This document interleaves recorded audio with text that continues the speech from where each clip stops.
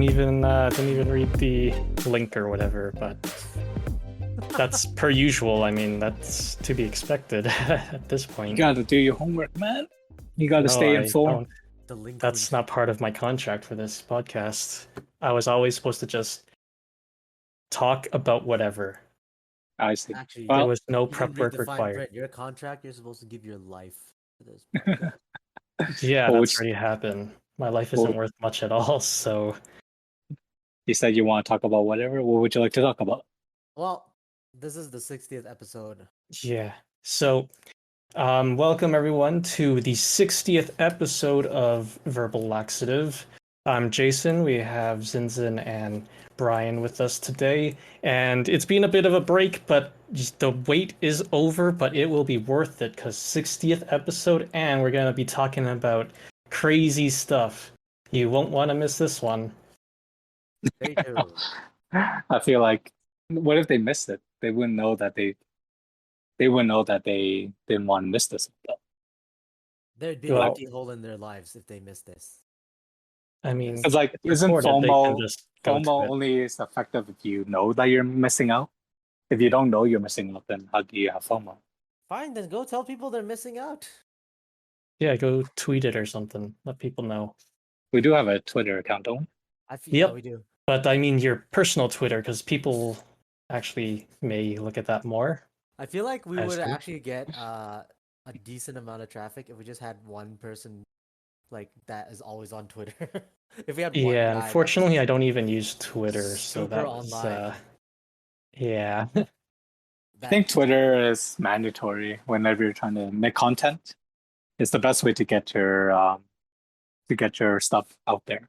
this It's is Yeah, the for best any way to type of inform people. streamer or whatever, social media is like a must now to grow. Yeah, but it's so annoying because your there's hype so man many is things. the Twitter Because there's so handle. many things you need to keep up with, right? There's Twitter, there's TikTok, Instagram, YouTube, and even within these bubbles have like their versions of, like, say YouTube, you have a video, but then you also have YouTube Shorts, right? And then like I gotta Instagram, have you like a also have Discord server stories. and stuff. Exactly. There's so many things to manage. So to have an online presence is just a lot of work. Oh, absolutely. But once you make it, you've made it. You could just hire people to do all that stuff for you. Yeah, we should Yeah, hire someone. We should but we should people get someone are to do this there. for free.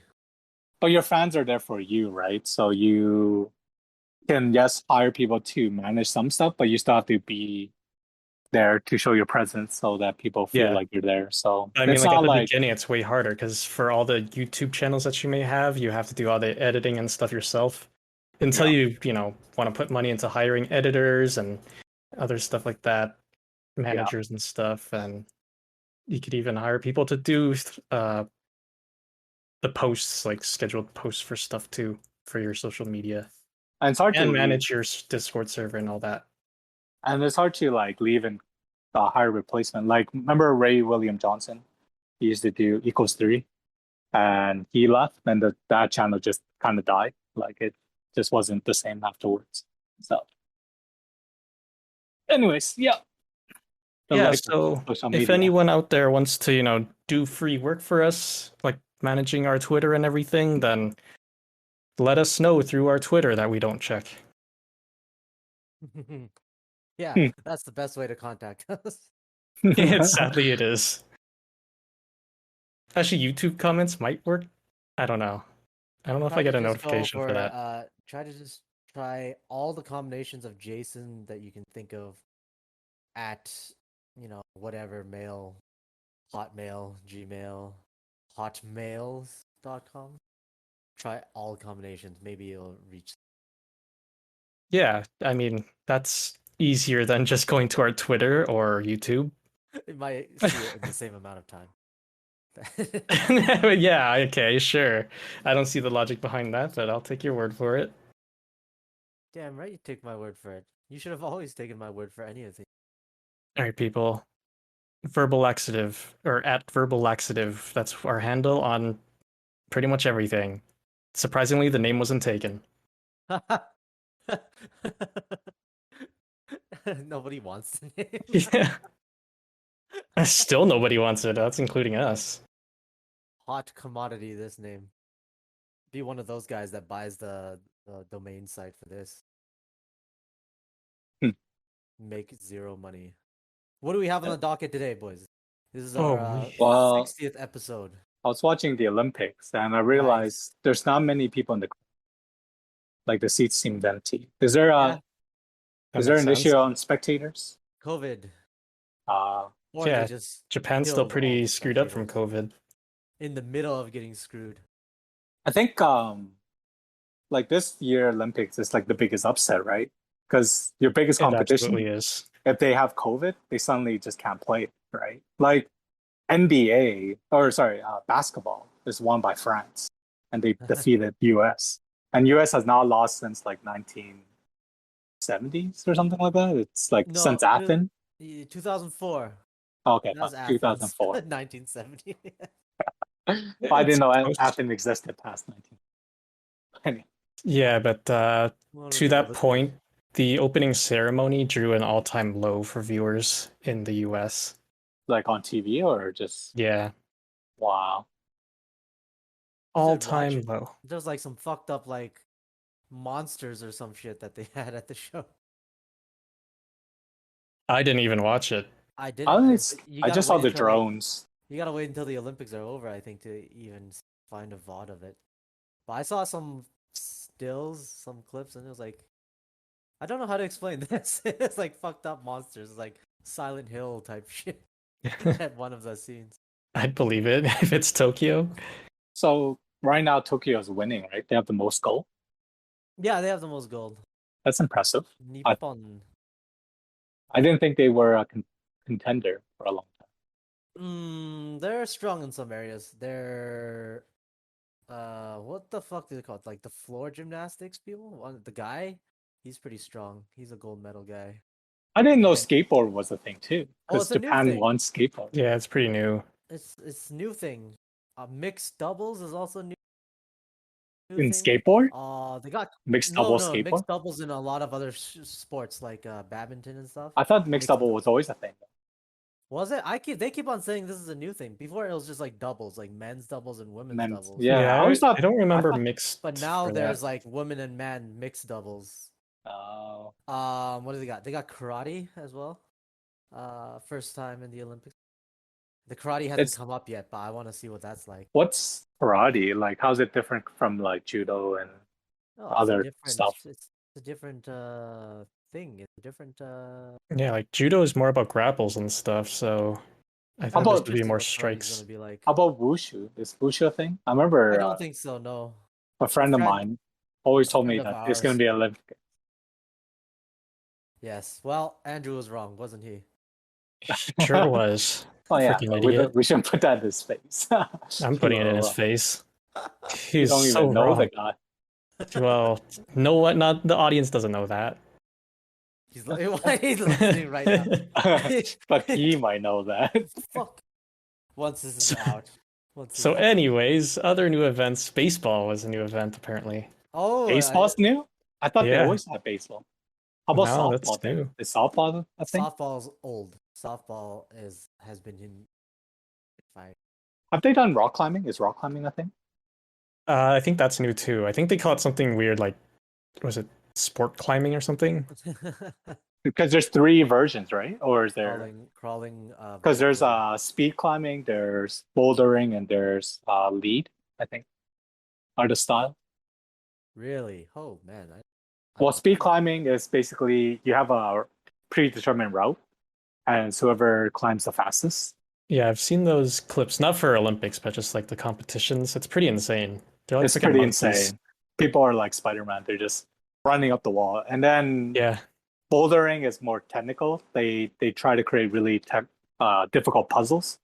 And the intention is to make most people fail. And then lead climbing, I think, it's a mix of bouldering and the wall being really tall and kind of more like regular climbing, I guess. Yeah, I don't know how they would judge it other than just speed, though. For lead? For climbing in general, like even bouldering, like how would you judge if someone's better or not, other than speed? They have like when you're climbing the route, they usually have like a bonus point as well. So if you like get the bonus point and then complete it, you get like a certain score. So I think it's all score based. So you can judge people like if like because rock climbing is very difficult and not everyone succeed in every route. So there are people that do just fail. So that's how they usually judge in other rock climbing competitions I see. Yeah, I've never really seen a event other than like the speed climbing, so yeah, maybe I haven't watched any of the Olympics so far, but there are some events that I'd like to see. I've watched quite a bit. I've looked at the stream. This I feel like this year's Olympics is pretty region locked compared to a lot of other Olympics. What do you mean by region lock? I could still find like just other streams outside of like the designated provider. Like maybe even 4 years ago, but now it's just like you can only find it from either NBC or CBC or whoever. Yeah, it's CBC. Like even in the App Store, you can't get the other app. You can't get you can only get if you're in Canada, you can only get the CBC Olympics. And then Oh in man. America, you can only get the NBC Olympics app. Well, that oh brings us to our first sponsor, NordVPN. No, it's not. That's the end of that. Yo, that would be sick if they sponsored us. It would be. I that don't would use be any of their awesome. shit. Dude, Give anyone us could money. sponsor us. It'd be sick. We could get freaking Maxi Pads or something sponsoring Yeah, us. no, I'd be hyped. I will do a readout of Maxi Pads. Yeah, absolutely. I'd interrupt, and I'll be like, what the cool thing is about, I don't know what we would be talking about. Like, How about another new Olympic event, surfing? the So cool thing about surfing, maxi pads, and specifically the heavy flow maxi pads from yeah, you don't want the Always. sharks to get a scent of blood in the Yeah. water.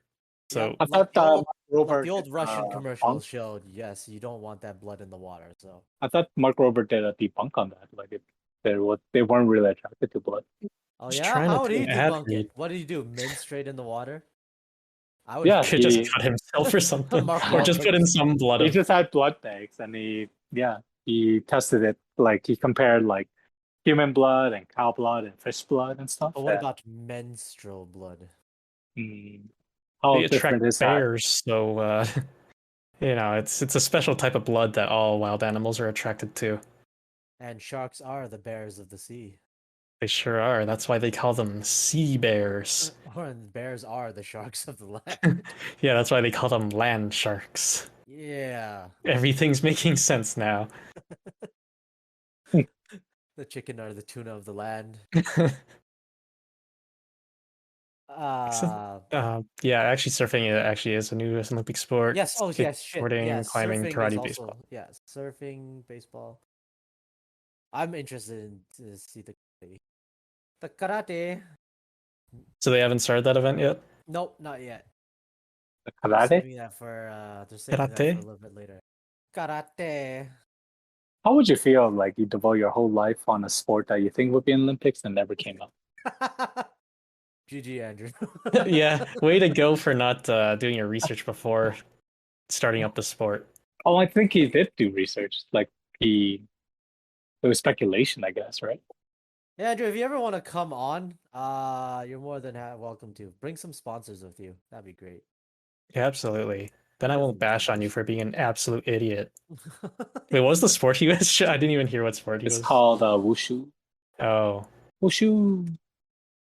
It's like performance. It's kind of like performance. Like you don't fight each other, right? Isn't that like there is a fighting portion. I thought it was like figure skating. It's like you're doing a performance and you're great at based on performance part, but then you have the fighting part too. So if figure skating had a fighting part, that's what true would be. I see. Well, maybe they'll bring it in next time or something. So it's not all gone to waste. Andrew, you keep up your work on this sport, and one day you'll get into the Olympics. All right, next time you should. Except if you're friends with Simpson and Brian, I would assume you're around the same age, so maybe you're also past your prime. Our prime? Well, I mean, me and Zinzin used to fight. No. In the Olympic level? Not that level.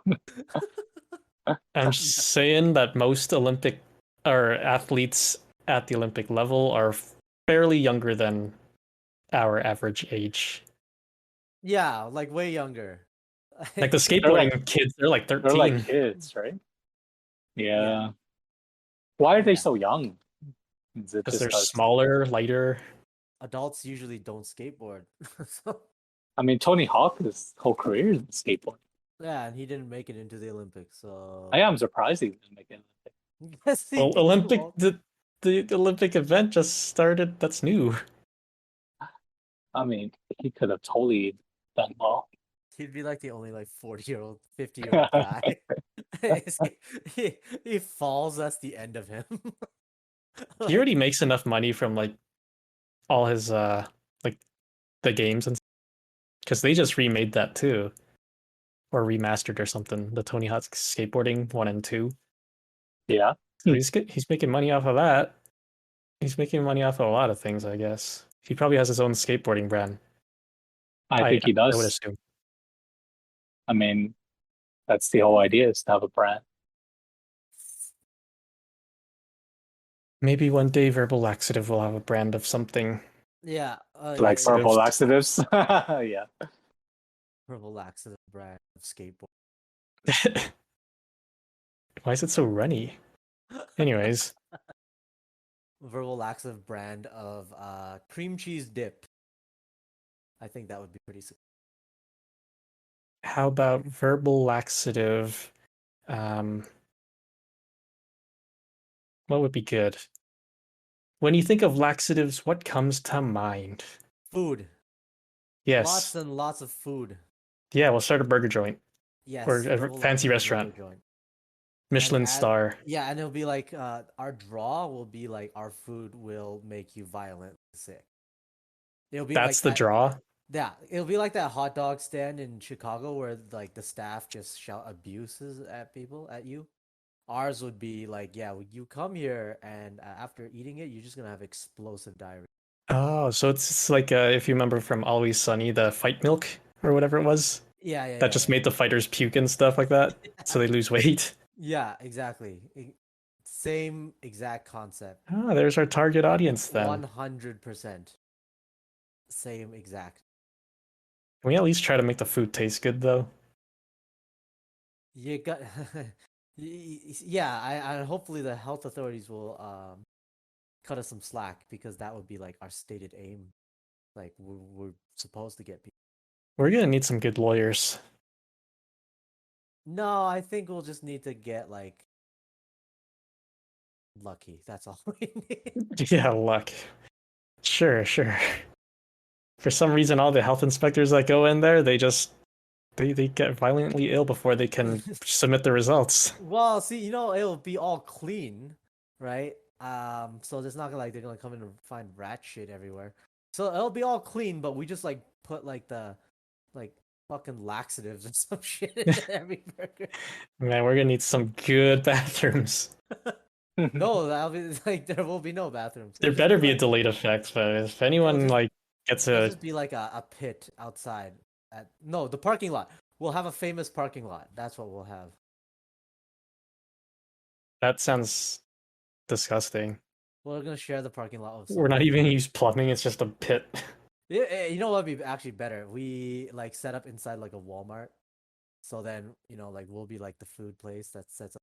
Oh, like So instead of McDonald's. yeah, so they can use the Walmart after they dine. Yeah, let's get that McDonald's contract from Walmart then. We should get the McDonald's contract from McDonald's. Okay, so like how people sublet like a house even if they're already renting, they're like subletting the sublet. Sure. Let's do it in a way where McDonald's basically sublets from Walmart and then we sublet from McDonald's. So we're a subsection of McDonald's. Yeah, a subsection of McDonald's. We just have our one item on their menu. Yeah, we are basically like a food stand inside of McDonald's. And on Ooh. the draw will be like that. Come and have our burgers and like guarantee you within like 29 minutes and 27 seconds you will have the most colon cleansing bout of diarrhea in your like memories of like when you were 5 will come out your ass. Yeah, that's one way to advertise it, I guess. And then We should really target the whole hey, eat this and lose weight kind of tactic yeah, rather exactly. So than you go to going too because they far go to into the graphic details. well, they go to McDonald's. They're like, oh, I feel like shit after eating all this McDonald's. Like, oh man, I doesn't I took this cheat day too seriously, and now I've overeaten. And then we'll be like, hey, don't worry about that. We are the solution. You can enjoy as much as you want. Order 20 nuggets. Order your grand Big Mac meal with supersized fries. We'll take care of you. After, we will cleanse all of that right out, and it will be like it'll be like bulimia but healthy. uh That's I don't know if Questionably. that's yeah, don't know if that's entirely true, but at least it. It will be healthier. Like, it's going through your natural pathways instead of just going back up and throwing it out and, Yeah, damaging yeah. your esophagus. You're going Yeah. down still the natural pathways. And we're just enhancing. And it We're just keeps your fast teeth forwarding. healthier too. Yeah, exactly. We're fast forwarding the speed. That's all we're doing. You know what? This is a good business plan. All right, set it up. Yeah, whoever's got I business experience, I give the idea and everybody else takes care of every single aspect of the work. and funding. Yeah, and funding because 'Cause, we ain't got no yeah, funds. we need a Kickstarter. All right, 60 will listeners, donate to our Kickstarter. Yeah, after you've donated to the poor guy in America that needs the GoFundMe for like medical treatment, after doing that, Did think you of throwing over like a buck or two to our wonderful, wonderful idea. didn't Kylie Jenner or someone like that have a fund me to like make her the first like self-made billionaire No, it was kind of her thing? daughter. It was like one of the. Oh no, Yeah, I yeah, forgot which one it Kylie. was. It was one of them. And maybe it was Kylie Jenner. But Yeah, I think it actually, like might a be ton of people are collagen. actually donating. Yeah, she made it, I think, or God maybe damn. close. They raised a whole bunch But of money. people were just like, how is that self-made? I think that's the criticism. Well, They yeah, they're I'm self-made. sure there's That's a how you lot of self-make it criticism now. for it. That's how I you mean, self-make it now. Go fund that's me. that's ridiculous. How do so many people have so much disposable income I think and there they was waste it into these worst possible things? I think it was something about Jeff Bezos going to the space and how people Oh were man, yeah. up in grills about that. Let's shit on the billionaires again. I always love doing that. We haven't done that for a while. Yeah, Well, damn we're not Bernie billionaires. Sanders, man. We don't get paid to do it like Bernie does. Yeah. We don't get paid for any of this. No, that's why it took us so long. Like it's just when was the last time we recorded? Like a month ago. All the gains that we made, all gone. Did People we thought get we any died. gains? We gain some gains every so often, especially when People we must start. thought we died. Yeah, when we start like whenever we were steady and coming up, pumping it out at least every 2 weeks, we made some gain. And then we just don't post anything, and then whoever was like, "Wow, I found some shitty podcast was that I listened to," and but it comes out now every month, so who gives a shit about this anymore? Like the guy from Uzbekistan, long gone, What? Oh man, I hope that guy's okay though. long gone. Uzbekistan, eh? He's got way better things to do. I haven't checked any of our stats since like way before COVID even started. So I have no idea how things are going. It looks terrible. I bet.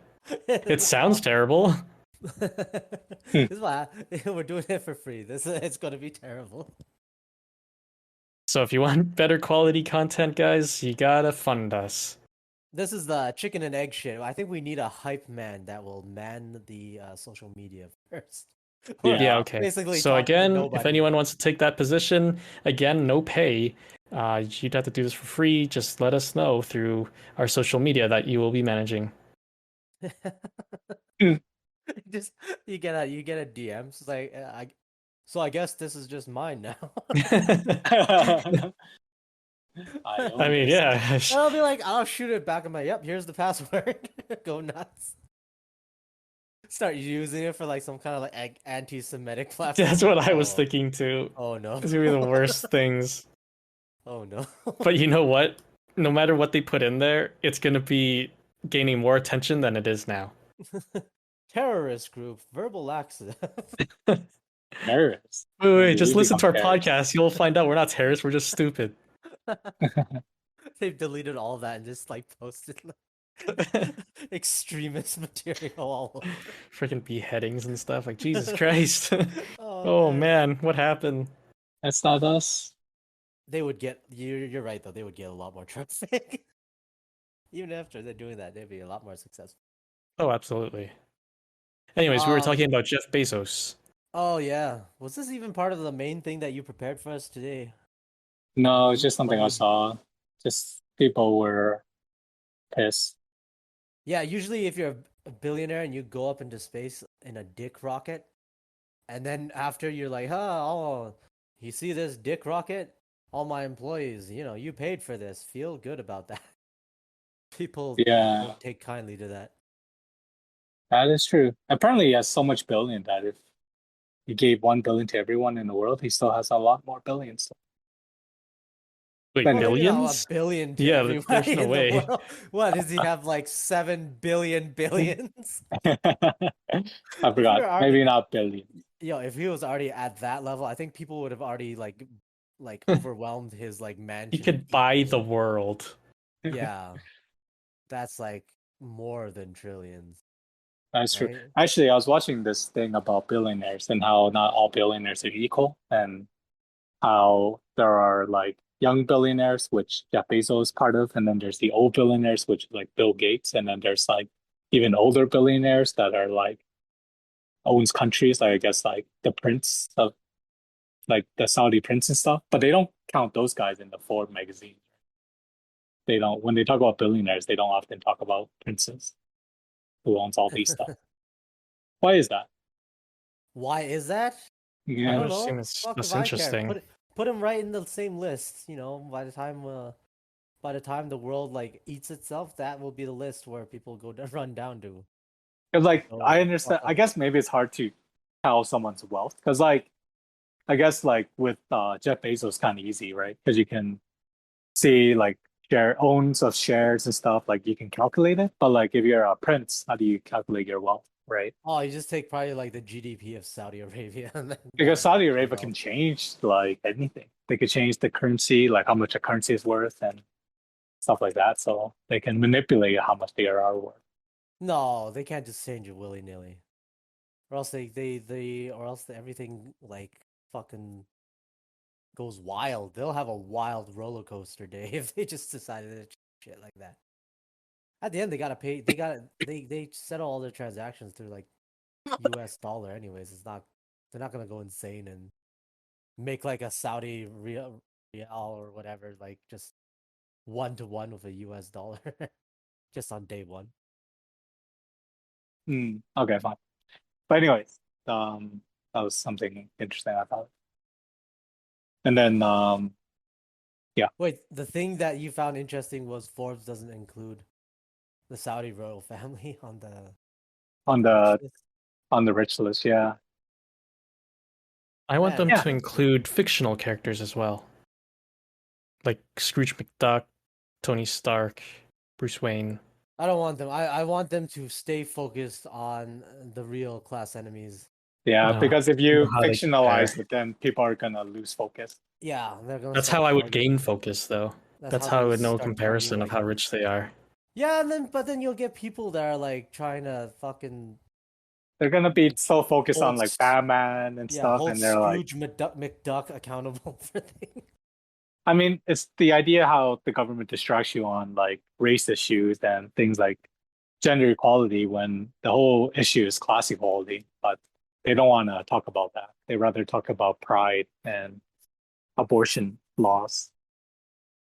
So you What? forget about the Yeah. inequality of money, right? But this is still talking about money. It's just fictional money. It's still in US dollars, though. Yeah, but the issue is they're just you'll be distracted and Yeah, but this is just a list of rich people. Like, there's no issue, really. It's just rich people. yeah. Well, in some ways, people will um when it's not just a list though, it also shows like the amount of money they have. In some ways, you could see like They how probably they probably have a list of this somewhere, like the most richest fictional characters. It's I just want to incorporate it with but real people. they're not all the same currency though. It doesn't even make sense. yeah, that. Well, Like, that's how like do you- saying Saudi dollars and stuff like that. Like you just convert it all to US dollars. Yeah, but there's some people, there are some fictional characters that are not even in the same universe. Yeah. Yeah. Yeah, That's how why you do just you need to try to convert as best as you can. So like stuff for like the Marvel universe, DC universe, those have Americas in them. You could just use that direct. And Scrooge McDuck for the most part has gold, so you'd have to just convert what gold is worth. but you don't know what gold is worth in that universe No, you compared convert to to others. our universe. I'm sure there's like some sort of measurement in one of their stuff, like how much weight of gold he has, or like how many gold coins or something like that. So just do a rough conversion.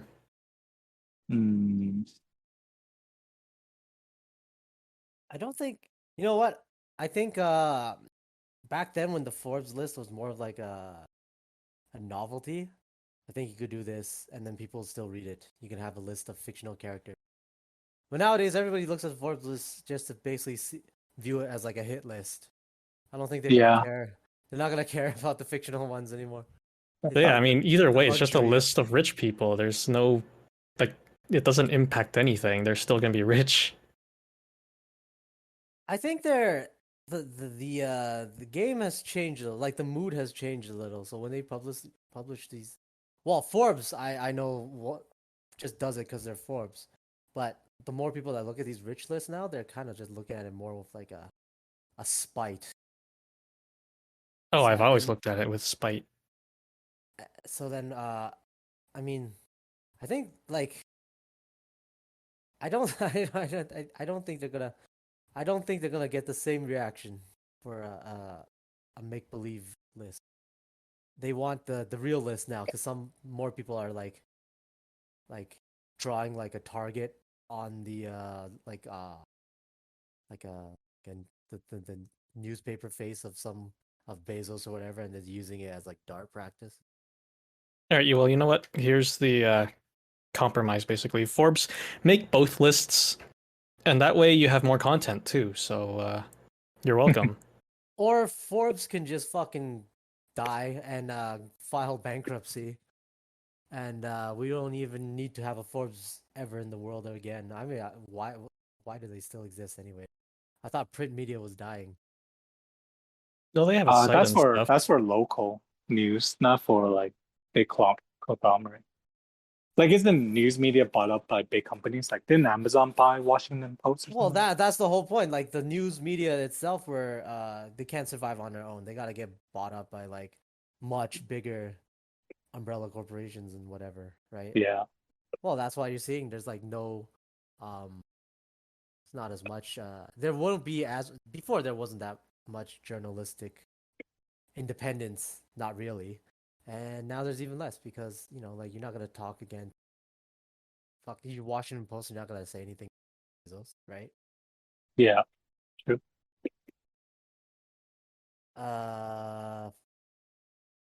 What was this? Sorry, was this one of the topics you brought up? I don't remember how this cart started. No. Oh, okay. Thing starts randomly. He just brought it up. He was like, "Oh, yeah, no, I'm cool with that. I found obviously. this interesting," and then he just gave a really it's the same way how thing.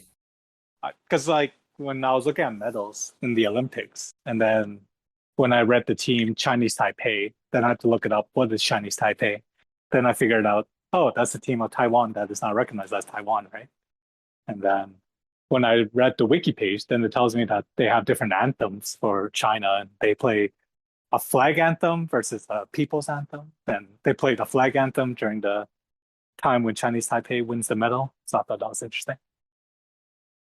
Yeah, the flag anthem for for their Olympic team is different from the flag anthem for them usually.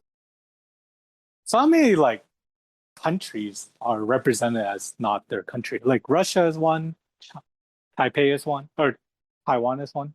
Mm-hmm. But like China is also, they're known as the People of Republic of China, right? Mm-hmm. And then Hong Kong has one. Hong Kong, comma China. Like, doesn't China have like 3 teams then? Taipei, Hong Kong, and China. Oh, careful how you phrase this. They would, yeah, not really in practice though, because it would be funny if they're like, yeah, we have just branch teams just to soak up all the medals. Yeah, It's China is so not that big. They way. have branch team. No, and it's not. It's not branch teams. and Unfortunately, I was looking for like Tibet to see what team they have, but they don't have a team. no, they'll just be the Chinese. Yeah, so I thought that was interesting. Yeah, Uh, this is just a political compromise to allow them to compete in the Olympics. Yeah, in Wikipedia, it was telling me it was like during the Pierre Trudeau age when Taiwan wasn't allowed to compete in Montreal's Olympics because of due to China's protests and stuff like that. Yeah. No, it's a little bit different. The thing was how does it work? So for a long time, uh for a long time, because the United States has a really big influence on the Olympic Committee. Mm-hmm. For a long time, China was actually represented by Republic of China on the UN stage and the Olympics just by extension. So from all the way back then, from the 40s all the way to like 76, even 1976, when they would have the Chinese team represented at the Olympics, it would just be the Republic of China team, which is the Taiwan team representing, like that was the Chinese Olympic team. Uh, like the mainland, they were saying as the Olympic Committee at least, because they try to incorporate like not just countries, right? But you can almost like come in as a separate entity, especially if there's political considerations.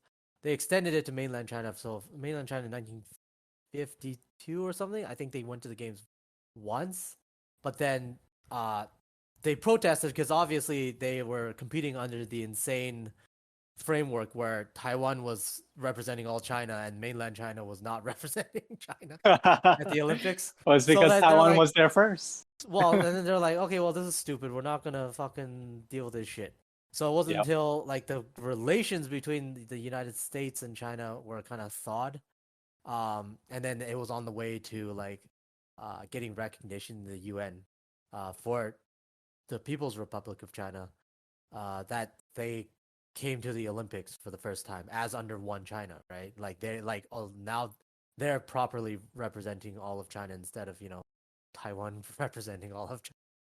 What does So, UN have to do with the Olympics, though? I thought they're separate things. well, the UN is the where you get like your country recognized, right? So the whole China vote, like in before 1979, the Republic of China was the UN representative of China. The People's Republic of China didn't even have like a proper UN sort of seat. Like you could go to the UN and participate in some stuff, but like you're not like a member nation of the United Nations.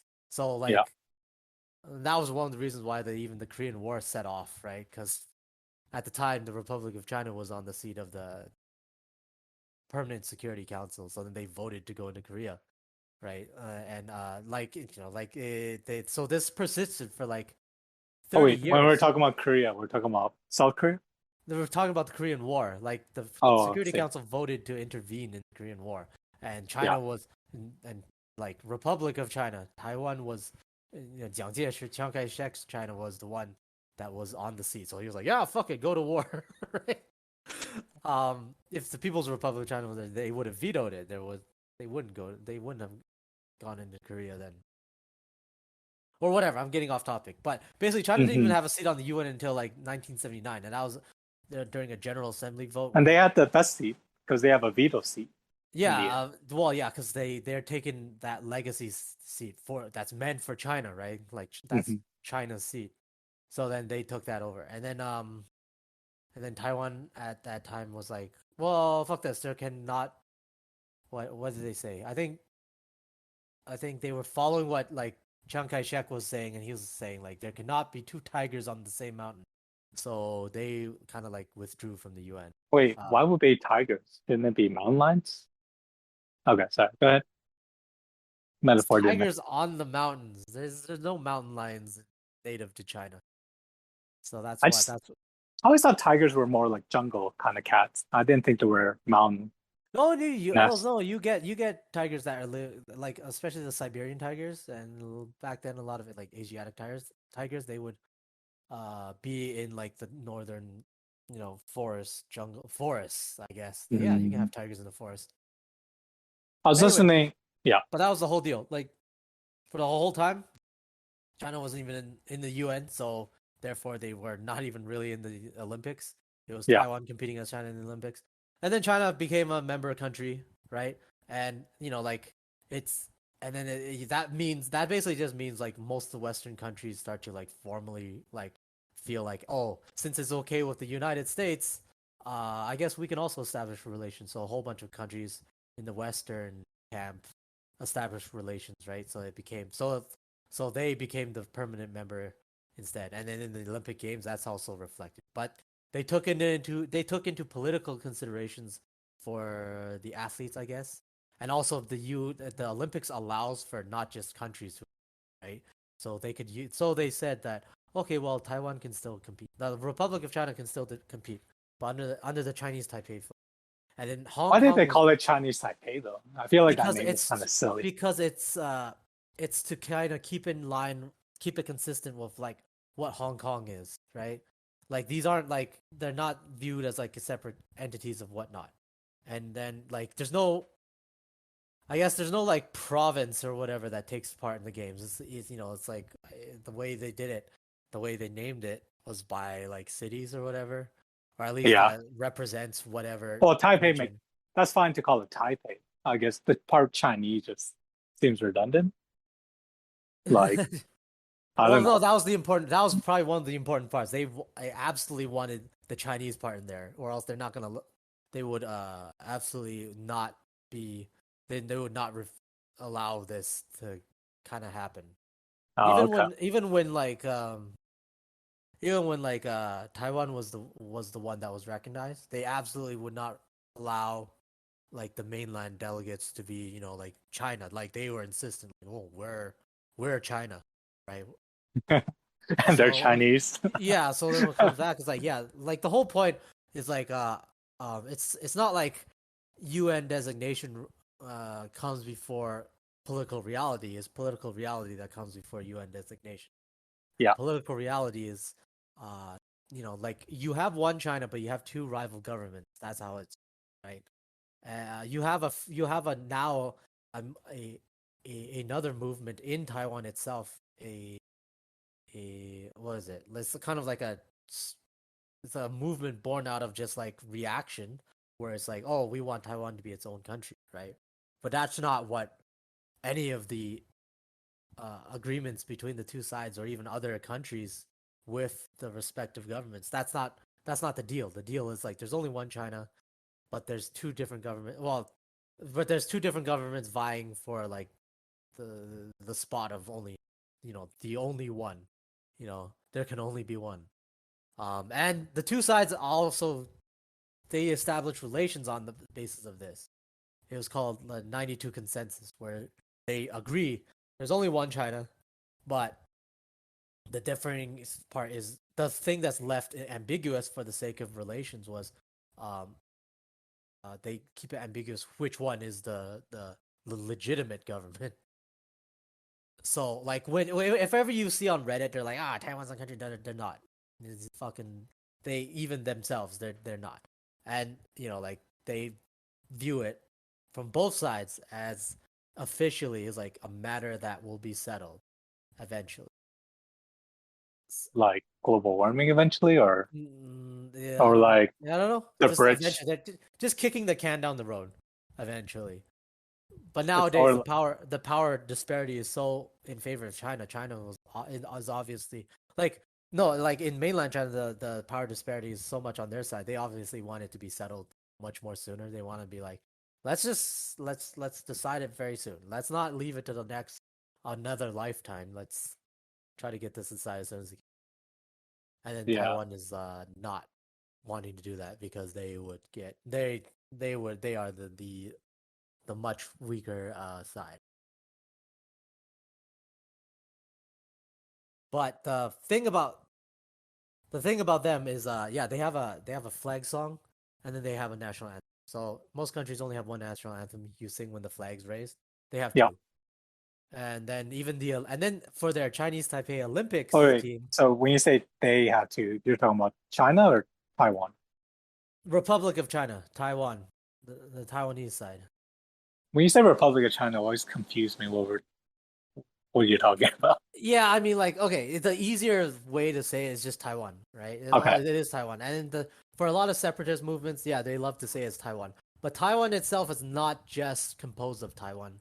That's why it's not exactly correct to say that they're just this like even The Republic entity of China is not just Taiwan? No, Why? because they still have some leftover land, right? Like they still hold some small parcels of land that technically aren't included in Taiwan province, according to their own Republic of China map, right? So they have Jinmen, which is actually part of Fujian province, but like Jinmen Island has been held by the nationalists, the Republic of China side since the Civil War, right? So that part is not part of Taiwan province. Taiwan province itself is just Taiwan, and then they have Jinmen, but they also have Penghu Island, and they also have Matsu.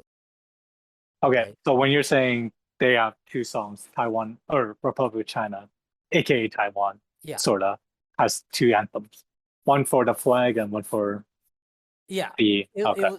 It was kind of born out of like the situation in China at the time where the Kuomintang didn't really have all of the control of the entire country. So what came first was the song that was their party song, and that became the and it's the Sanminjuyi song. It's the Three Principles of the People song. Basically, it's a song about their party. Because that's Sanminjuyi is basically the ideology of Sun Yat-sen, the sort of like one of the founders of the right. So that's that kind of anthem that was taken for the whole country at the time. And then they have a separate one that is just for raising the flag. And I'm not really 100% sure why there was a difference. I'm pretty sure it's somewhere out there. I was too lazy to look on why. But this separate song is basically kind of the same.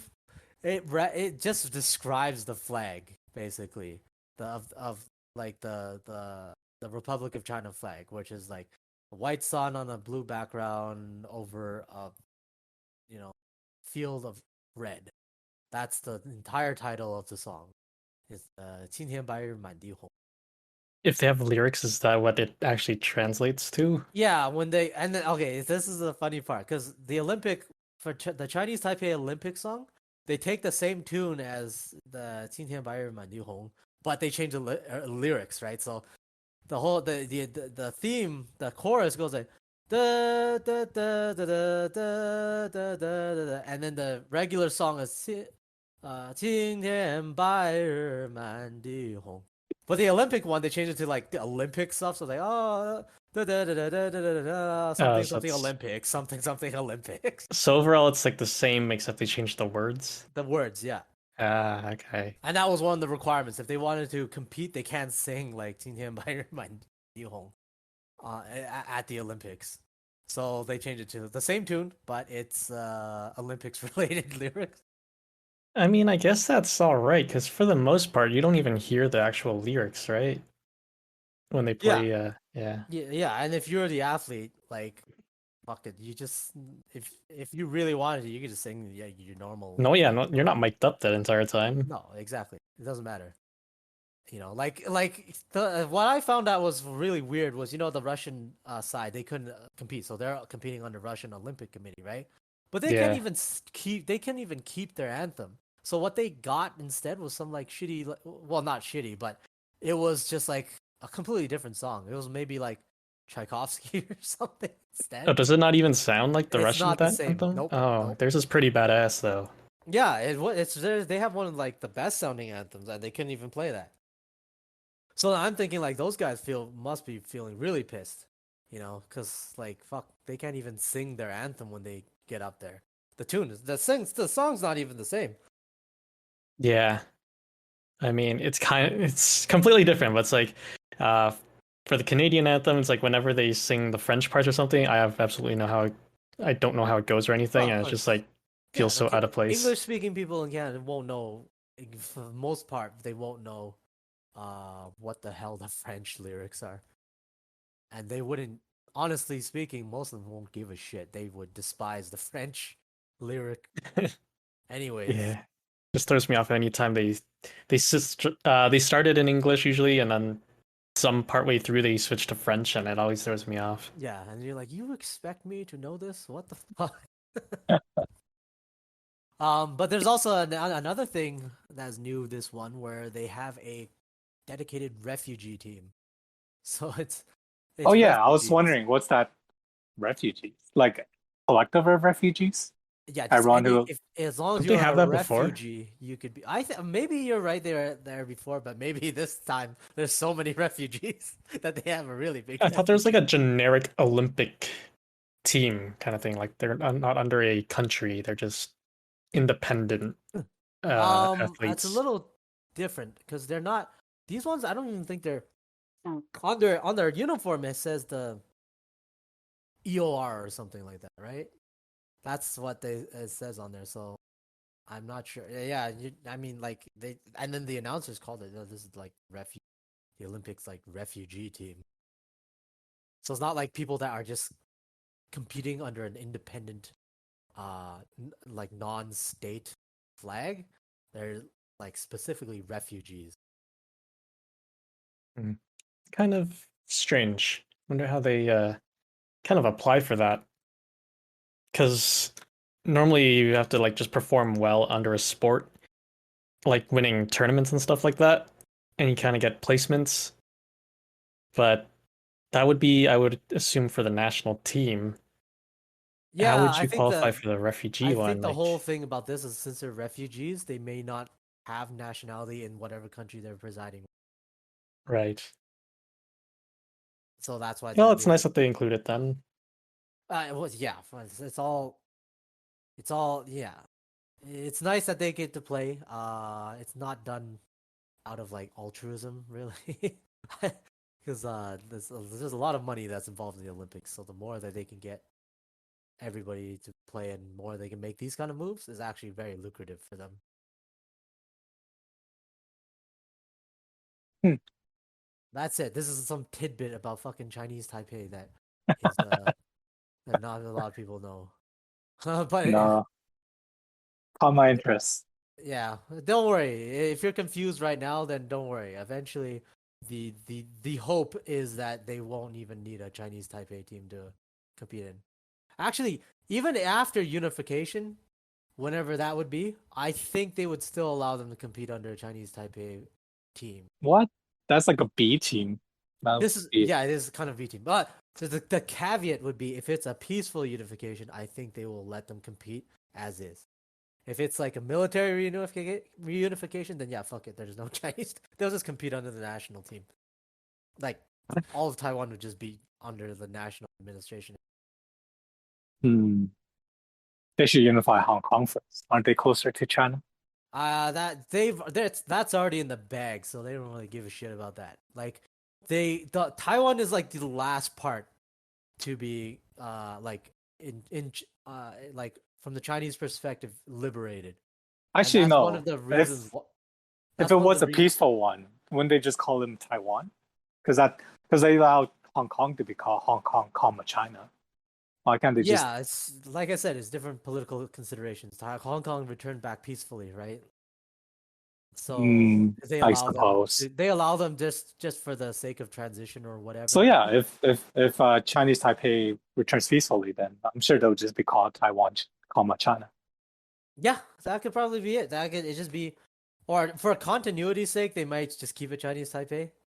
Ooh. Or like Taiwan, comma China team. Sure. Like yeah, I imagine you're right because I imagine once it's actually reunified, the political sensitivities will just go way down low. They won't care, right? They would be like, Mm. yeah, sure, compete under Taiwan's, comma China, because It's you're still ours weird to now. have two countries. There's a country within a country. Yeah. Well, yeah, like it's like it's like a separate thing within a separate thing. But Yeah. um they do that just for the sake of not rocking the boat. But if the boat is already going to be rocked, then they won't. There's no point. Who gives a shit? They'll just be like, yeah, you just fucking compete on the national team. What? Isn't the Olympics more for just, kind of like a friendship thing? When did it become so? Yeah, that's kind of why they allow you to compete. No, though not under like strictly a country, right? That's why like this, all this can be allowed even. You know, like you can have a Hong Kong team, you can have a Taiwan team, you can have an RO's like a Russian Olympic Committee team.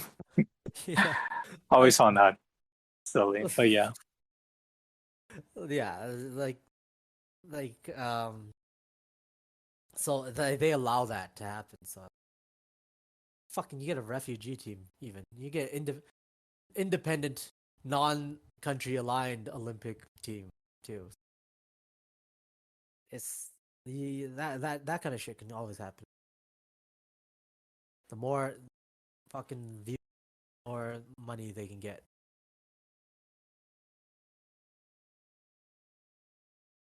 All right. Yeah. How much So money they're actually making these days, the since Olympics? viewership seems to be down a lot, yeah. And like people aren't going to the venues as much either, this because of COVID, so Yeah. this might hurt their economy even more so than usual for the Olympics. I I mean, don't know how they're gonna survive. But the the Olympics were like, oh, you guys should have these facilities because, because you want to, or that you're using it for other things. This shouldn't be just for the Olympics, right? Which is totally just BS because people build things just for the Olympics. yeah, it's a big Like, money sink, like a massive money sink, like I and don't, it's I don't know how they're justifying it just because, yeah, that's what people should be doing, but no one's doing it in practice. So why are we talking about theory here? it's a lot of money to host the Olympics. A lot of shit that you got to put up.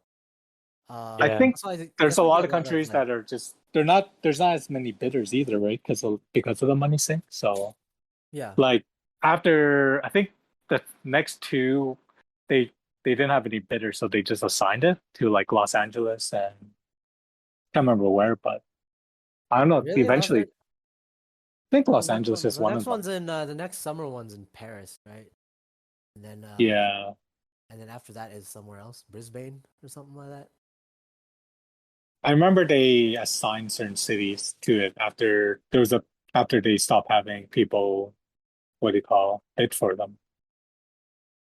Well, there's So still these cities still have to be kind of sort of in the running, right? You can't. I don't know. Would it be even fair to like? 2028 is Los Angeles. Brisbane is 2032. Yeah, I mean, but Los Angeles probably was like, okay, yeah, we can do it. I mean, like they probably put in a bid maybe because Los Angeles already has the facilities, and I Yeah. think that's what they're kind of like.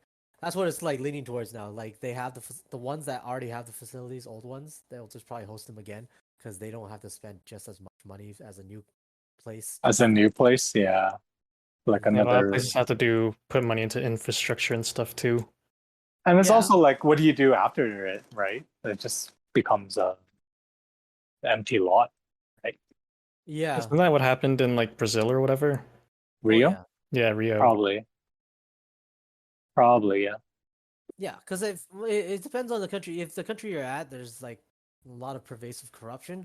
I mean, what would happen is like whoever will just line their pockets from all the bids building it up, right? So then they're not really necessarily giving a shit about like, oh, how's this gonna integrate with the city and everything afterwards when this is all done? Like, how is this gonna serve Yeah, it's not their job.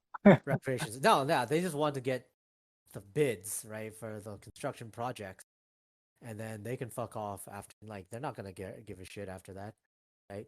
The people in charge and the industry that's also in it, right?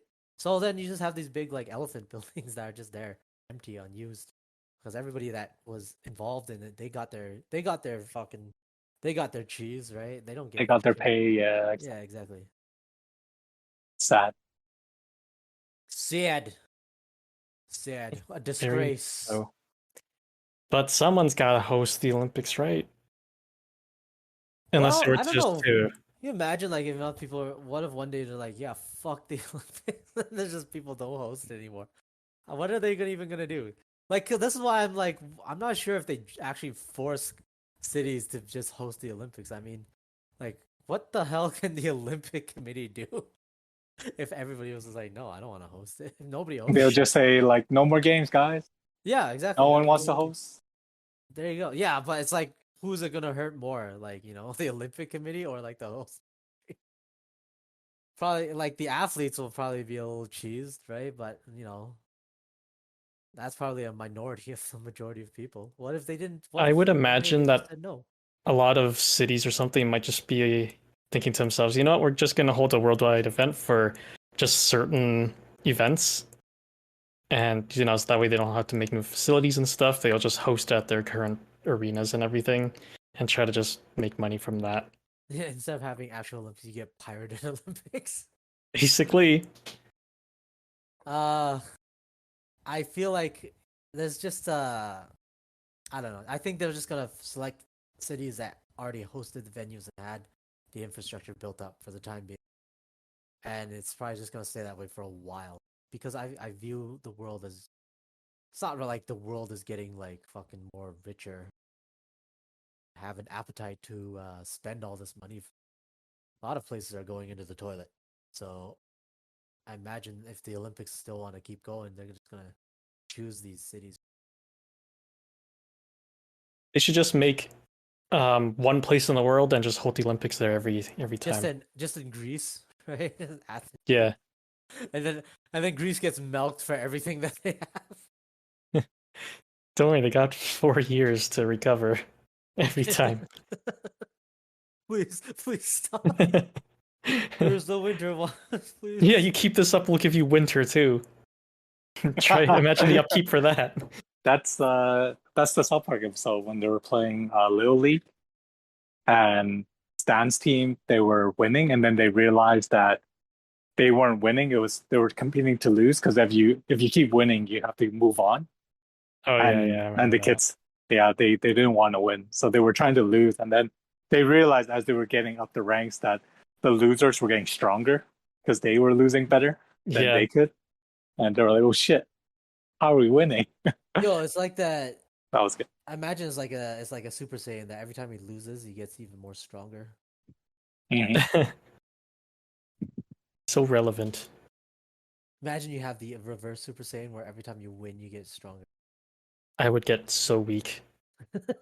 You have to be on the roll all the time. What would I win at? But yes, that's our Olympics portion. What do you guys say we transition now to one of our main courses? What's the main course? Global warming? That's what I always hear about on the news. I don't know. I didn't. Main courses, whatever you want. There's so kind of behind the scenes, there's sometimes a chat going on for this podcast that Brian or Zinzin or someone will put up topics. I never read any of those. But here's one topic that I'll throw out there, and we can discuss if you want. If not, then just screw it. But the Activision Blizzard situation. Oh, okay. You know what? I was actually, Is that the protest tomorrow? When's the protest for that one? I don't know. Well, basically they're holding the Blizzard protest directory.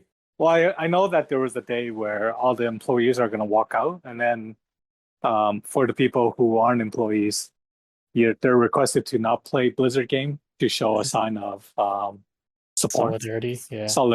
Yeah. When is that? Is that the tomorrow? walkout was for today, apparently, from what I'm reading. Oh, okay. So I guess I'm supporting them because I didn't do any Blizzard games.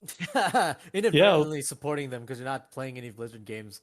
A lot of streamers. Well, I used to play Hearthstone. They Me moved, too, and then I stopped as well. They stopped playing WoW and stuff, and they started playing Final Fantasy 14 instead. Well, that's because Final Fantasy 14 was better supported, right? Isn't Asmoko playing Final Fantasy 14? A lot of people are now. Yeah, like he was a big one, right? Because he's been playing WoW for like a huge portion of his Twitch career. All right, so before we get into all this bullshit, let's why is this happening? What is the controversy here? And does any of you have like an awesome intro into this, or are we just gonna fucking half-ass this? Let's half-ass it. In a world. Oh, okay. So we're just gonna assume that people know what we're talking about.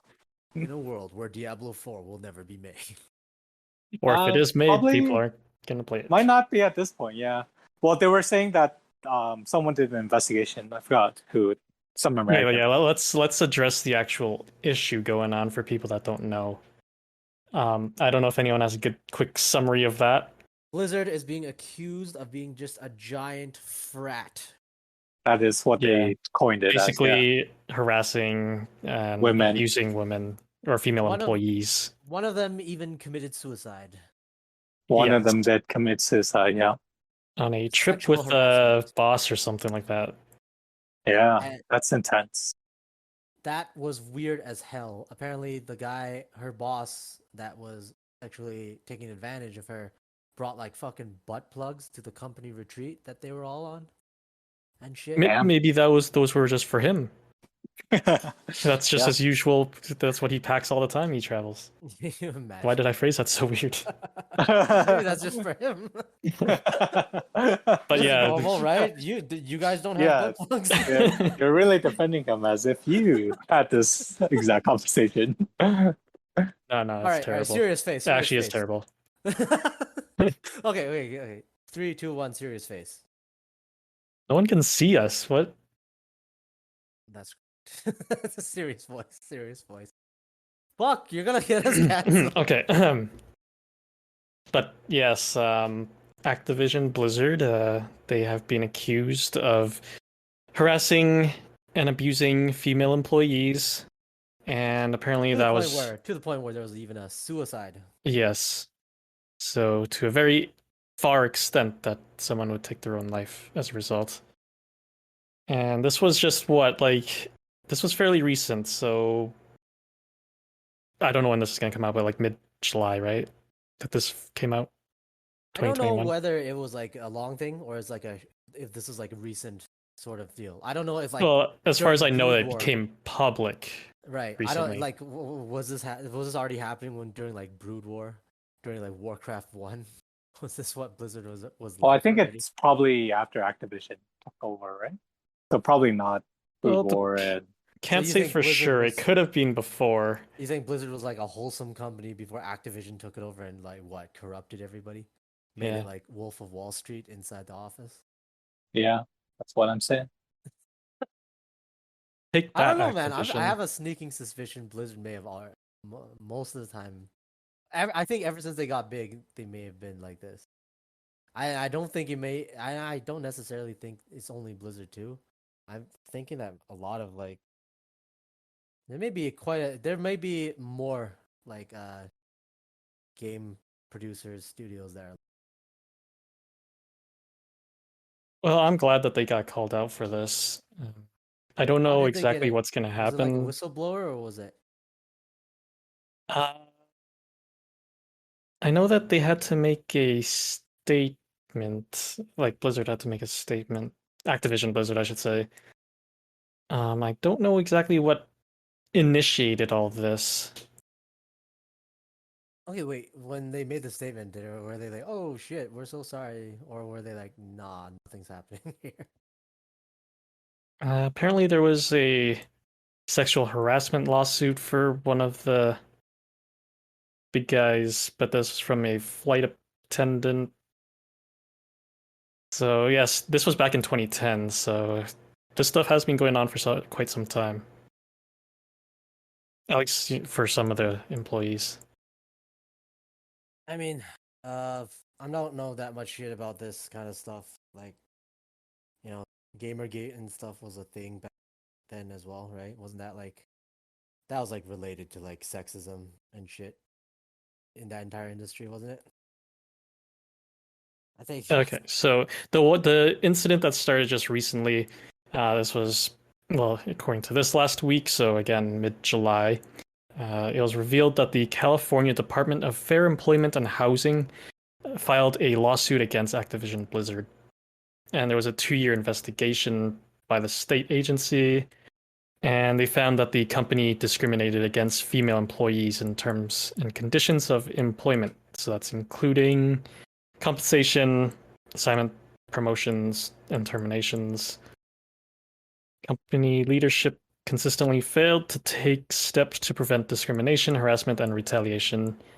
So that's what the agency said. You would think that if you're a company in this day and age of like Me Too and all that stuff going on, that you wouldn't do this. You'd be like, if this got out that we were doing this could look pretty bad.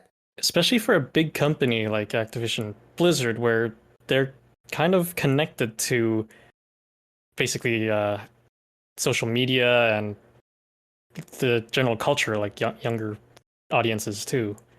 So that's like, I don't know. It's because this kind of stuff you could kind of see more so with older school of thoughts, where it's like the whole masculinity thing and inequality thing is more common, I would say. Well, as the whole Gamergate thing was based on like sexism, wasn't it? Sexism and whatever. I don't know. I fucking don't know. I'm just guessing. That's what I kept on reading throughout the whole time on the news. And as we know, the news just comes in to melt your brain, anyways.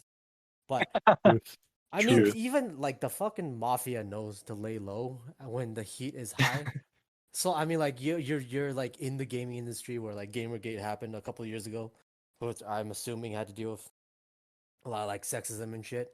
And then like right now is probably like one of the most prolific times of like massive backlash against unequal You're talking treatment about of women. the Me Too stuff?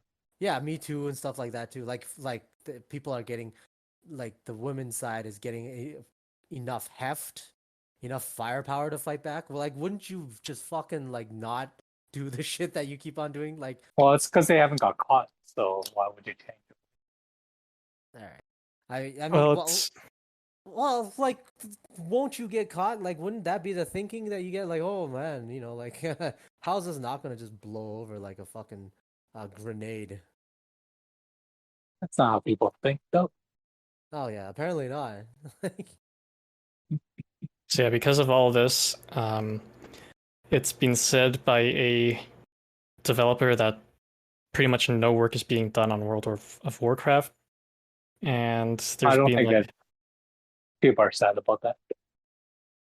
I mean, some people that play, like, I'm not just saying popular people like streamers and stuff, but like kids that still play World of Warcraft, or old guys that still play World of Warcraft, they might be upset if there's like no updates and stuff like that for the game. What But the fuck does a strike want? Like, what are their demands for Blizzard to do? Action, like, what's it gonna I be? think they'll have to do more so for like updating their work policies and stuff like that. They want a divorce. They want to see other people. I mean, if you're Blizzard, that's a pretty easy fucking thing to do. That's almost like just slapping on. Oh yeah, it's super easy. Yeah, It is easy. They just have to go to PR, go through like it's like that Karen that yelled at this black guy in New York, right? Yeah. When she got fined or whatever, she just took some courses and stuff, and that was her punishment. She didn't go to jail or anything. I mean, it's so weak sauce. Like, like, yeah, these are like, this actually affects, like, the issue itself is pretty serious, right? Someone actually killed themselves over it. But in the end, when even the people going on strike, they're just like, oh, we won't, we're gonna keep on going on strike until you commit, you make a statement, and then you commit to what, doing like sexual harassment courses and shit, and then that's totally fine. I mean, like, what the fuck? I think Phil wants the company to just go under, right? Because I think he has some investment. It's because he's like shorting it. He's shorting it, yeah. He is capitalizing. I mean, maybe we should invest in it, just hoping that it'll just spring up. It's just like cheap. I don't know if it's bottomed out yet. It probably has some way to go still, but like fucking, it's either way. No matter how I look at it, it's just like the whole thing is just cheapened. Yeah. Like people, like someone killed themselves. Women have been harassed. I hear it's a pretty. Imagine like working at a at a fraternity, right? But that's your. I mean, because the industry is gaming and developers, right? And it's probably very men centric, I suppose. Like for you guys, like, do you guys work with a lot of female employees? Yeah, we do. Or coworkers? Our workplace is not that bad. It's like, well, like, is it 50-50 or more women? What would you say? I would say it's more than 50-50. I guess in some, but like I don't know. It's hard to say. It Like seems very close to 50-50 from what Yeah. I've seen. the place Because when I where started, I think like when I was in the lunchroom eating with my friends, they were all girls. It was like 5-1. I think it was like more females. But I think it got closer to 50-50 like after 5 years. But in the beginning, I felt like probably 60-40. There were a lot more females I mean, a that lot worked of less. ours is just the same thing. It's just like PR, HR bullshit, right? Like they'll be like, oh, there's maybe a quota or maybe there's like something. It's just that Mhm. outward facing, like, oh, look how we're committed I to. think it's also depends on your leadership too. Like if you have female leaders, they also like to hire more female employees. Like if your leadership is mostly men, then I could see that you won't have as much female employees. That's my speculation. I don't know. I mean, like you get more if you just get more women in there and they hire more women. I'm not exactly sure that even solves much of anything either, right? Like the whole point is just to basically say no, there shouldn't be a divide. There shouldn't be like an actual just divide based kind of gender, right? I mean, Yeah, like just trying to just trying to pump the numbers just for the looks of it. It's not really. It wouldn't matter. It's not really doing much. It would just be a token it's victory. it's it's not. Yeah, it's a token if it's just the underlings. But if your management has a diverse gender and also say race, then you don't have to be afraid of systemic issues, right? Because if your management is all like white male, then you start having systemic problems where there are probably blatant or obvious problems that people just ignore because they don't see it as a problem, right? Like this frat boy thing when Blizzard, this likely happens because the upper management doesn't have a lot of females who will say like this is something wrong here, kind of thing. I'll put it this way. Like if you have a diverse leadership, that can be one of the signs where yeah, you got shit figured out. Like there's not really be a discrimination or whatever, right? But Yeah, what I see is most of the time these people they don't go for that underlying like structure where it produces something like that and it's not biased towards any kind of race or gender. What they do is they just look at that and be like, you know what? We can just achieve that on the surface just by fucking hiring some women and placing them strategically, or hiring minorities a little bit more and placing them in strategically visible areas. Like they just view yeah. that. I feel Yeah. They like most people it's just view that as a thing where like, oh, It's just a PR move. yeah, we can but emulate it's the image of that, but they're not actually going to do anything like structurally or yeah, like at it's the it's meat of not it. it's a very short term vision. It's a very not like we always talk about meaningful change and it's not very meaningful, right? Yeah, there's a It's all surface. for It's face. just It's a a surface paint thing. job. Yeah. Yeah. It's wearing a mask, it's pretending, it's Just just putting a band-aid on the issue. it's to satisfy the issue, yeah. But that's the thing. I think with leadership, people need to think about meaningful change. Like, would this change do something? Like, I think problem is that we live day to day and we're just solving problems just to solve it, to get it off our plate, but we're not thinking about it long term, right? We don't think about it like, oh, what if this come back kind of thing. And I think because we live our lives like this, that we just feel so overwhelmed because the problems are never solved completely. They just keep coming back, right? And we're just trying to quickly get it off our plate and then eventually it's just going to come back. And then the problem is that you're going to have other problems. And then on top of the old problems, then you just get overwhelmed with Yeah, problems. that is like the basic operating manual of a The lot of basic operating of yeah, adulthood. it is the operating manual of a lot of like even of general society. Let's just say that. Yeah, they Yeah. just like fucking like deal with it for now, slap something on it, and out of sight, out of mind. And but like even this was the whole Blizzard thing. Mhm. Even the most like rabid activist that is saying Blizzard needs to do something, and then when you ask them, okay, what do you want Blizzard to do? You'll be like, oh, hire more women, have workplace seminars or have HR, blah blah blah. It's just all a bunch of like bullshit surface stuff that doesn't really do anything. It's just for show. and they Yeah, buy the into only Yeah. the show. I could see is if they actually do have to make policy changes and stuff like that internally, it'd be more enforceable by law if someone were to whistleblow or something like that. That it actually like Yeah. specifically So then, states that this is against whatever. so when you say what is Activision gonna do, I guess you're also asking about the protesters, like how long are you guys gonna protest, or at what point will you be satisfied that you would go back to work, kind of thing? Yeah, the lawsuit, well, I'm sure they're gonna have more specific demands and everything like that, but as far as I've seen from what I've read, I don't know any actual specific outcomes that they're proposing.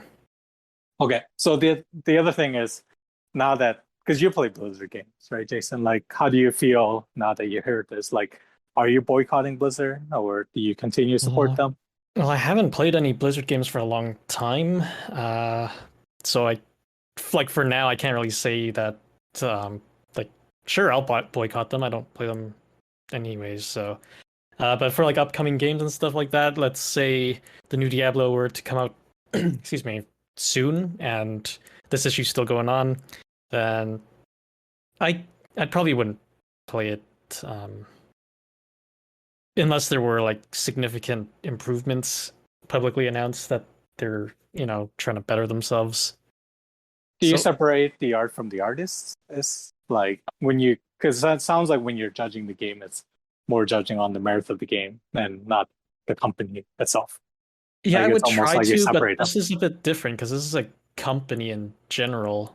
Yeah, So by putting money into them, it kind of just supports that scummy kind of attitude.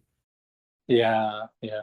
Well, how about you, Zinzin? Do you separate the art from the artist, or do they influence your I don't buying even think power? it's a. I don't even think it's separating the art from the artist. I mean, like this is the way society is like managed. This is not some like one-off thing, right? This is like more of a common thing, and usually, and more often than not, it's not just specifically against, like being like having a workplace that's biased against women, or having a workplace that's biased against minorities, or biased against whatever, is not like it's not actually the main thing. Like society is not like shit because there's discrimination against minorities or whatever. It's their shit because society is built kind of right now to have discrimination. Not like in the sense of like against groups or whatever, but discrimination against actually like fucking people. Like it's built where the people have to eat each other for society to keep on propagating itself.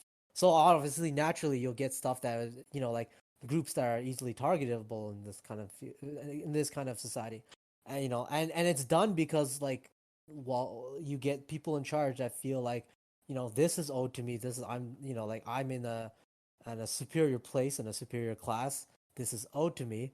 Everyone that's under me, they obviously would view them as under them, whether it would be women at Blizzard, right, or maybe in a company where they, like it's majority white in some like historical Southern American South company or whatever, right? They'll view probably black people in that inferior position. But the whole point is the society is built in a way where you have a class of people already in a position that they feel they have superiority and dominion and ownership over an underclass. Like the society's already built like that. All you're seeing is different flavors of how it manifests, right? So then we like when I view these things, when I view protests or all these things, all the activists are all weak fucking all they ask for is like weak lukewarm shit, right? Like What it's should they like be asking for? The literally heads? oh, you know what, literally a change in society, and it could like whatever, like I understand that there's a protesting against Blizzard, but you have to see I mean, like I'm guessing we see it all like how we do it, right? Where it's like, this is kind of weak sauce. I mean, you read we I think Jason read to us the fucking like some of the demands that they have, and it was just weak sauce, right? Right. And it's just gonna be weak sauce, and that's just as performative as the company itself doing their own performance art of hiring HR to come in and doing seminar courses. This activism where they're just asking for this lukewarm shit is just as performative as that. I mean, if Well, you're I'm going just to hoping like, that they also have to pay some form of compensation and stuff. but that's I'm sure still, people have voiced I would uh, view a issues. fine as still a small thing. Like Oh it yeah, has to be definitely. something where it's like you know what, at this point, if you're gonna give them a fine that will absolutely bankrupt them. That will just destroy the company.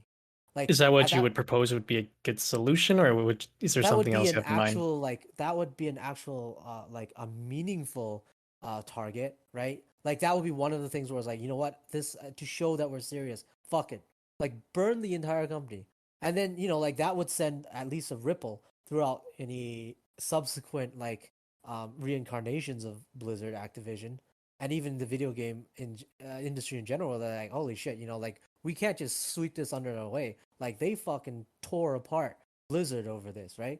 So then You it's need to like, oh, make an example. you have to make a change or you'll die just like them, right? You can't just make it go away by a couple Yeah. seminars So or kind of like whatever. treat it like if a person assaulted another person to the point of suicide, then they're pretty much gonna get jail time potentially for life or something. Yeah, like the whole structure will like people you will have to get soaked. Like the people that are in charge, you're gonna see heads roll, right? And you may to the point where like fucking the entire company might go down. And I don't know, you're gonna leave in a bit, so I guess I'll wrap this up.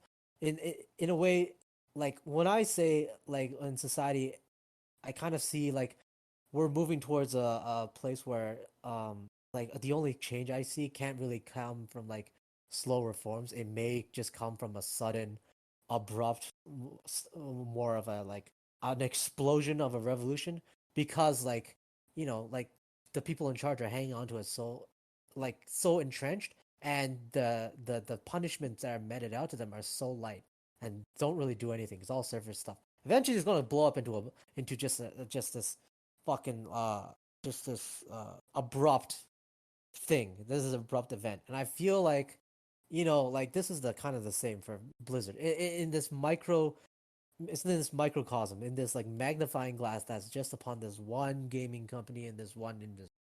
I feel like, like it's the same sort of deal where it's just lukewarm shit. And if you demand lukewarm, soft oatmeal, soggy demands, Oh, you're not gonna do anything. Like these guys are just gonna go back to work, and it's basically gonna be the same. Maybe they're gonna become the new class of that fucking shits on another underclass, right?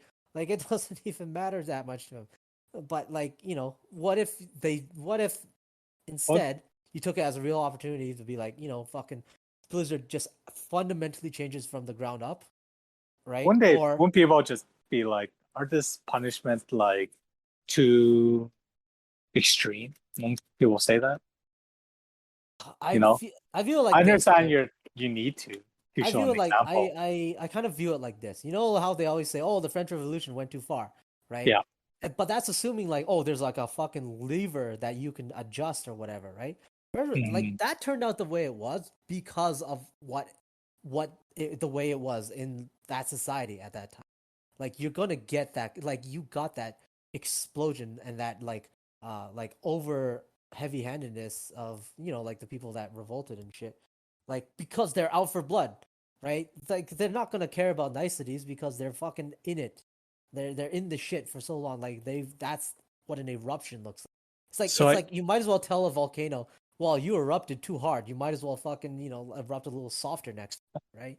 It's just it will just be an actual like physical reaction to whatever the conditions are at the time. so I do see where you're coming from for having the company as a whole have to pay the repercussions for these actions. But I think it goes without saying that the individuals that actually did these acts should also be severely Oh, punished of for it. course, of course. Like not just That's firing them or whatever, but they got also like throw the book at them. pays. Yeah, like Obviously, they cause someone to kill themselves, right? Like you have laws that will be against like the bullying or the coercion or whatever that causes death.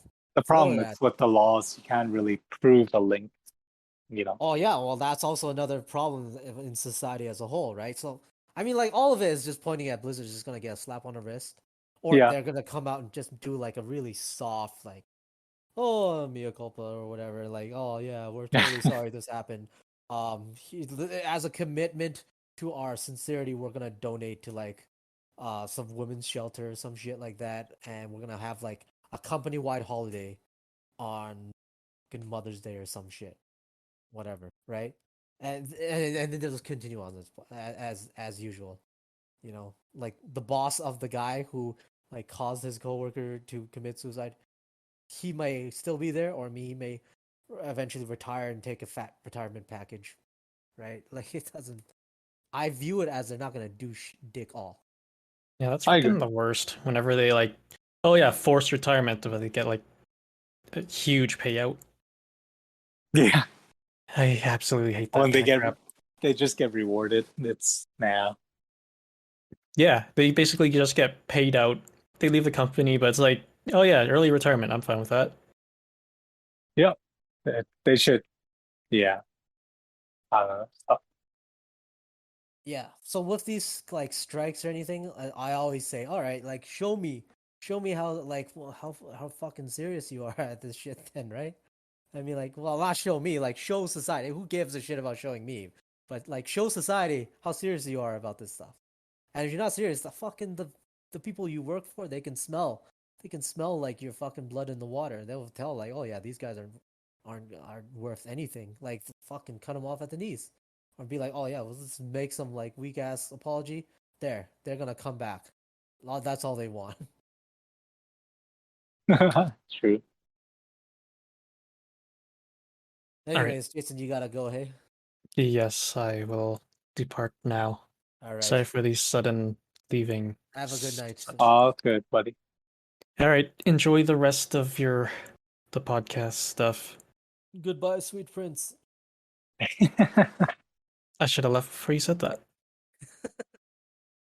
All right, have a good one then. All right. Hey, see you, buddy. All right. Let's close out with whatever you sent me, and then I think that. The friendship thing. Well, they were saying that there was a study done by the American, what is it? Something American Association, right? Let me take a look. It's okay if you have to take a look. Then who gives a shit? Well, you want They're just saying like what even friendships of how people what people think about friendships has already changed. well That, the is the that the state gist of of it? American friendship, change, challenges, and losses. That's the It's kind of article. funny how I assume this is written by Americans, right? I find it Well, funny I think that it's relevant to us too. It's not like it's that far off. It's more about generations, right? So, older generation, I think, has more friends than newer generation, is what they're saying. So they're comparing people's in their 80s compared to like people's in their 30s and they're in their 20s. yeah. And they're saying like how the pandemic, uh, one is negatively affecting women. Like more women has lost friends during the pandemic than men does from their survey. And and like even for younger people, how they don't have as many friends or consider best friends, whereas older people tend to have more friends and best friends. So it's an interesting. Well, I think a lot of it might. Like, what do you think is the cause? Like, I guess an easy culprit would be social media, right? Some might point their fingers to. Yeah, social media is one of those things where yeah, I would think so too. Like people are more like they would go and try to get connections over on people that they tweet to and the other posters and shit rather than actual human to human connection. Well, I was thinking this idea, like I can I can know what goes on in someone's life without ever talking to them, right? Because if they Yeah. post on Facebook and social media, then I can see like, oh, they're getting married. Oh, they bought a dog. Oh, they have a kid. Like things like that, right? Whereas Yeah. sometimes in the back in the day, unless you called your buddy to, you know, catch up, you might lose track of their lives. And then when you like see them 10 years later, they like say, oh yeah, I'm married and I have kids. And you're like, holy shit, I'm so out of the loop, right? But It like was even more. today, It was even more hardcore before there were even phones. People like send letters to oh each yeah, other. yeah. You have to write letters and you would send photos like, oh yeah, I have a kid now and here's a photo of my kid. Like that's how you stay connected, right? And I think even back then it was more of a survival thing, right? Because the more friends you have, like you need to know people to get around, like whether it's to get jobs or whether it's like Yeah, yeah. I think like even back then, even just part, just yeah, just living the life. Yeah, I think you did have to like make more connections with people, even if you mhm, are in working or business. It was just a lot more, just starting out. Like there's a lot more of like actually making connections with people, uh, rather than just I don't know what it is, the instantaneousness of a transaction. yeah, That's what I kind of like nowadays. Um, I don't think it's just like this is kind of a hard. It's even to me, if I'm trying to put it into words, it's kind of confusing. But I mean, like I have this like the way that it's set aside in my mind is clear, but putting it into words is kind of hard. I feel it like in a way it'll be like yes, social media is a cause of this, but also no, social media is not the root cause of this. And I what I agree. mean, It's not. and I wouldn't say it's all social media. it is a big cause. It is a big cause, but it's not the root cause. Would Hmm. be, I guess, what I'd say it is. I mean, like Hmm. even if social media wasn't a thing, just the fact that as the society we live in, like as it just uh it will just lean towards like uh progressing towards an instantaneous transaction between people. You're gonna get something, even if it's not social media, you will get something that's similar. And more so it goes like the more instant like it like everything in this economy screams, and this society screams instant right now, instantaneous everything. Like they're the whole point, and also this is an economic kind of uh this is an economic thing as well, where it's like the in especially in capitalism they are very like hard on erection, trying to lessen the distance physically, like lessen the distance between like transactions and the flow of like uh and the flow of products, which means the flow of cash, right? Like physical distance is something that always was pervasive in these sort of things, right? And I feel like obviously it would lean towards like just because of the nature of leaning towards more so and more so ever faster instantaneous transactions. You're gonna get the same kind of effect among people and their relations as well, to the point where it's like some of these are almost purely transaction based, especially like posting, right? Like you don't get like a human connection as you would of somebody that you may have grown up with on your block, or maybe went to school with, or like you've had like that, because that kind of stuff literally it needs time, right? It needs time, and for you to kind of like fucking marinate in like that kind of human connection, right? And I feel like Hmm. the way the social media and the whole way how this instantaneous society uh based on the like economic basis setup is everything just needs to be instantaneous, so you can get your instantaneous like posts, your social media, business wise transactions, society wise is even just transaction too. Posting is basically just transactions online, right? You're not actually like you're only getting to a certain degree of like human connectivity. I even Hmm. feel like just writing back then before the phone was invented, writing personalized letters and going through that wait, right? And like sending it by post and waiting for like a month for the fucking back then the postal office on like a mule or some shit, or a train reaching you. I feel Yeah, like that was even actually more meaningful. You can get a lot more like of a human meaning from that yeah, between two people than you do just online posting yeah. today. And What do you? I'm not Mhm. surprised that they came out with an article like this. I just find it funny that they said it's like, oh yeah, it's just friendships in America has changed. Well, I think the article. I don't think people are like the findings aren't surprising. Of I course, yeah. think. I think we all know this on a level. Like we all Yeah. feel this at a level. Well, like when you compare yourself with, say, your spouse, like, do you guys have different ways of making friends? Like, because I find like people have different definition of like a close friend versus a friend and like a best friend, you know? Like Yeah. for me, I'm very loose with the terms. Like if I meet someone and I know their name, I generally call them a friend. Like even if I barely know them, if I don't even like know what they like and stuff.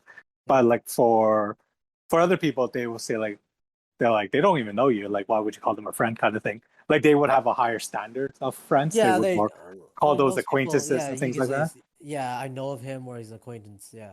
Yeah, yeah. So like I feel like people have different definition of friends and what is considered a close friend and stuff like that. So That's true. Like you might be a person that's more open to just calling people friends straight up. You're not worried about like the reciprocity of it or at all. yeah. You might just be like, yeah, I know him, I talked to him, I've Yeah, interacted. yeah. That's also an interesting thing with best friends. Like if your best friend if you have a best friend as someone, does that mean they're your or is the Automatically. reciprocal true as well? Like for me, I don't think that. Like I don't think like if I say who's are my best friends, I wouldn't expect the reciprocal, right? That'd be nice, but like I wouldn't expect that from them. If they don't consider me a best friend, that's okay, right? But for some people, it is a requirement, right? Like I can't call you a best friend unless you think of me the same way, right? Yep, So and because in a way that kind of feeds into the class, right? Like, oh, I have put you in my best friend class, and the other person's like, okay, well, you're not a best friend to me. You're not in the same yeah, class anymore. yeah. And some people get really upset. Like I had a buddy who considered this friend real close to him, and he had a wedding, but he wasn't part of the what do you call it, the wedding planning group, like you know, like the best friend or the best man or like a groomsman Yeah. kind of group, and he felt really hurt because he's like, you know, he put him on a pedestal on his end, but he doesn't feel like it was reciprocated on the other end, right? Yeah. So I was like, to me, I'm like, it's great that if no one asks you to be a best man because you don't have to do You don't have to anything. do any work. No, Yeah, it's the saddest part. it's a burden. I understand that part because it's to a lot of people, it would be a natural feeling that feel like, you, including people part of your wedding party would feel as if, these are the closest friends that you have. And Yeah, then maybe you feel like you would feel probably, not, it would be unwarranted, but you still feel like, oh, I didn't make the cut as like, the closest friends. But I yeah. feel See, like it's tough yeah. to that's always tough for a wedding party because Mhm. you're limited. It's there's only a limited amount. So Yeah, yeah. see, like weddings, I always look at it as like, you know, if someone can invite you, it's because they have room and they like you and stuff. But like if they can invite you, it's not because they don't like you. There's probably a lot of reasons. Like there's Well, you can most accept likely it. a logistics You reasons, can right? accept it if it's like, oh, it was only for like family or whatever, because you'd be like, oh, I'm not family, so it's not like they're excluding me. But Yeah, if they're inviting friends and you're also a friend and you didn't get invited, I guess the person could be like, okay, why? The question comes up, why didn't you invite me then, right? yeah. And then you have to Yeah, go through. It's like, well, my spouse invited this friend, and you're next, and things like that. And then you're like, yeah. to explain all that is just like, You can it's just understand. Yeah, you can totally see while people see that, but you can yeah. also see at the same time like this is like an irrational sort of. It may be an It's very irrational sort of. irrational because like what is a friendship like do you have to invite them to your wedding? Like I feel like the strength of a friendship is they'll still be your friend even if you didn't invite them to the wedding is what I would think. Yeah, Like well, that's true. Like, yeah, you can totally still be friends even without getting invited to weddings. But I think at the base mhm. of it, like relationships, they don't run rationally, anyways. Like Yes, you're the right. closest They are, relationship, they're actually more irrational than you think about it. they're very Like rational. the most rational thing that you can think about is actually just like an economic transaction. That's actually more rational than actual friendship. Well, some Uh, people don't even like that though. Like some people don't want to be friends with someone only through a transaction, right? no, Like exactly. No, but I yeah. mean like a transact. If you wanna say, if you wanna But characterize I a understand what you're relationship saying. as You're talking rational, about yeah, logical, rational friend. Yeah, because like some people would look at you and be like, "Why are you friends with this person? Like they don't like the same things or whatever kind of thing." yeah. And it'd be like so super irrational. Like maybe like yeah, it You would can be just say, like well, they're my friends. Like what do you want to it's say? actually That's like a business thing, right? Because like you know when you're going in, we talked about last podcast about being entrepreneurs and stuff, And one of the things about being entrepreneurs, you want to surround yourself with the people that you want to be, right? So if you want to be a business rich person, you need friends like Mark Zuckerberg, you need friends like Justin Kahn and all that stuff. Associate your friend circle. Yeah, you associate your friend circle, and then what tends to happen is they have to discard your old friends, right? So because if you're hanging out with these new friends, then you don't have time for your old friends, so then you just start discarding them. And it's, in some ways, I just feel like I don't like that because I don't think it's genuine. I understand the mentality. I understand you want to surround yourself with like-minded people. Yeah. But also you don't want to like lose yourself, like your roots, no, it right? sounds to us, like, I know because we have that one friend in common that kind of did this, right? But I actually don't know what you're talking about. Maybe. Go ahead, continue. What the fuck are you talking about now? What you're talking about? Anyway, that's not what the viewers will find out. No, I hope they don't. I don't want any of them prying into our personal lives. No, but I'm pretty sure a lot of people can point to someone that they know of that did this, exactly this, where it's like they traded up their friends basically. Benefits to them, right? And the thing is, like, if you were thinking, hey, if I want to extract maximum benefit, that's the rational thing to do, right? It would be actually irrational for you to have friends like this. But the point is, the whole point is relationships are not meant to be looked at as rational. In fact, more often than not, they're supposed to be. They could probably be irrational. Yeah, no, right? I get that part. Yeah, you're friends with someone. You can be friends with someone just because you're friends. You know, like you grow up. But what kind of person would you be if you're always thinking of it as a rational transactional thing, where you're always trading up? Just a fucking nothing. Yeah, it's just like a robot. You're like a leech.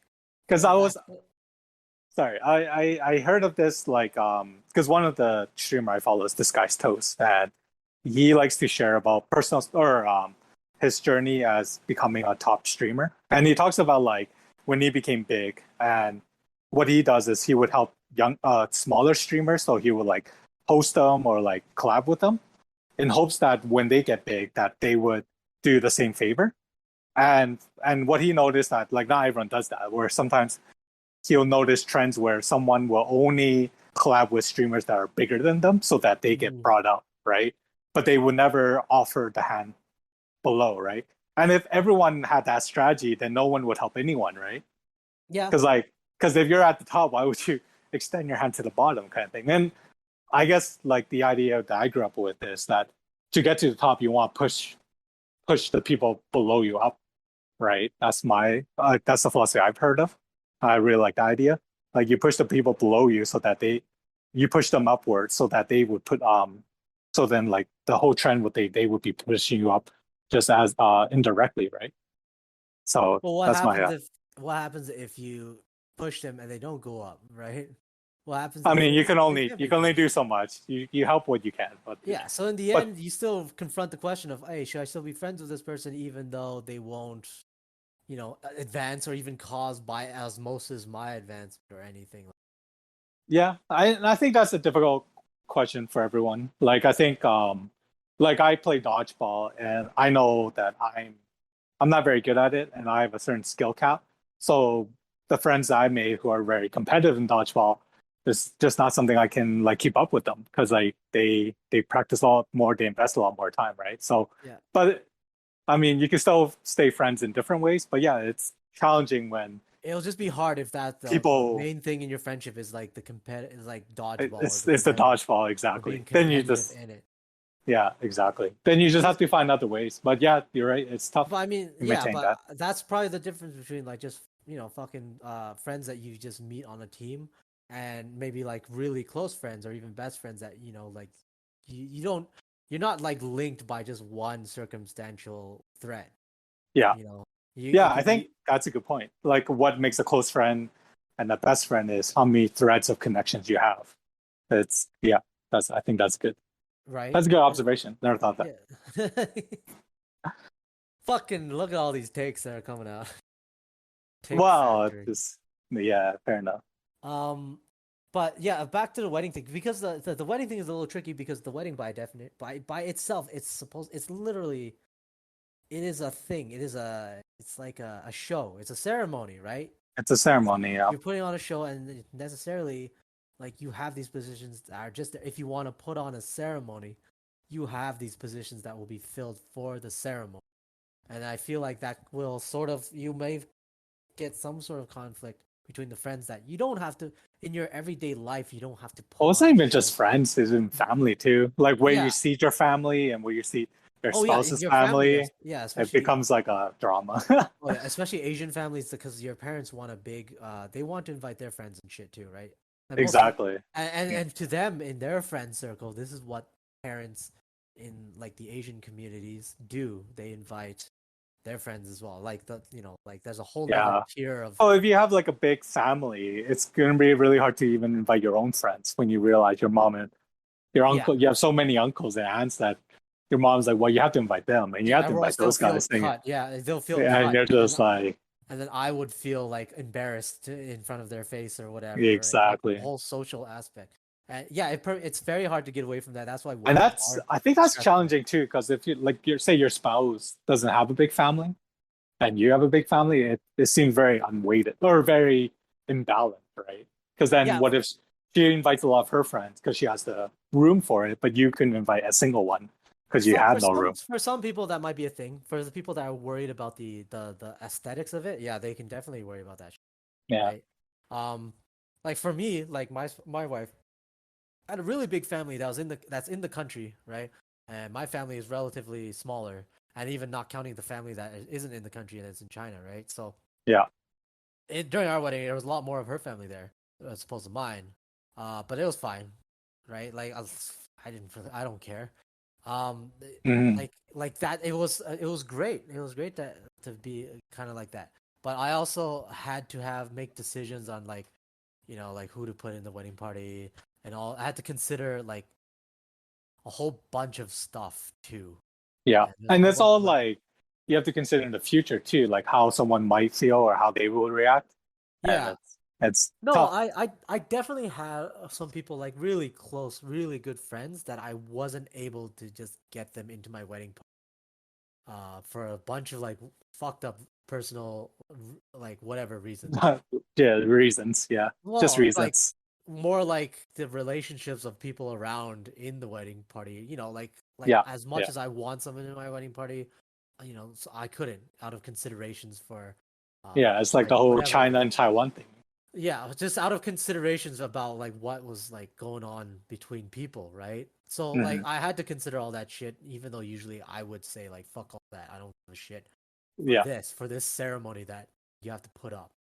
Yeah. Like I had to consider that stuff. We had to consider, the balance between what about your parents' friends compared to your friends and all that stuff, right? You got to consider all that.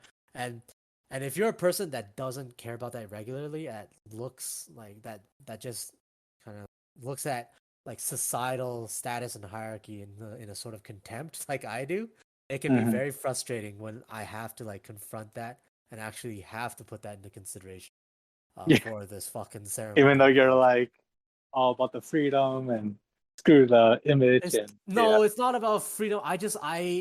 You know me. I view Mm. people's connections as like I hate the separation in like titles or a hierarchy between people. I view as like people should just be like you should just have a connection with people, whether you love them, they're your friends or whatever, they're or your Hmm. family. I just hate having like titles or hierarchies or stations in life in between people, right? I've So seen you feel like a lot of the people feel idea that of way like if too.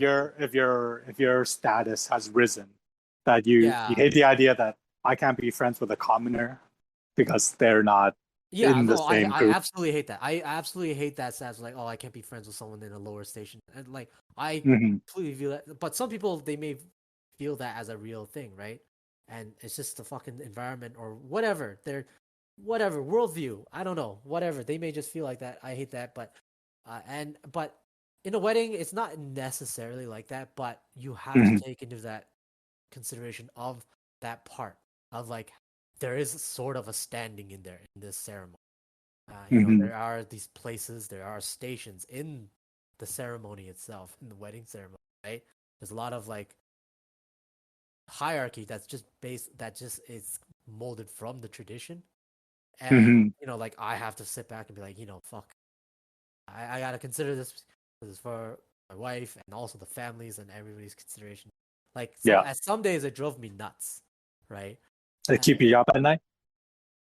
Not really at night, but sometimes I feel like frustrated. I'd be like, why this is something? I'll be like, why is this thing the way it is? Like a specific thing. This is kind of stupid. But what the fuck? Why did people even make this into a thing? This is bullshit. And especially hard of me because as you know, in a lot of like the average Asian culture, they it spends they have a lot of prestige for people that are older than you, like your like people Your seniors, older that's what you're generation, saying? your seniors, right? And I know that I understand and I respect that. Of course, I give respect to my grandparents, like my family and other people's family members or whoever that are older, right? You have that respect, but I also have that a very strong feeling against like it doesn't matter if you're older, if you're being wrong in something, if you're being an asshole, you don't have that, that fucking or whatever, right? I don't fucking prescribe to like, oh, the fucking the older head of the family or whoever, the older family generation is always right. You should always listen to them.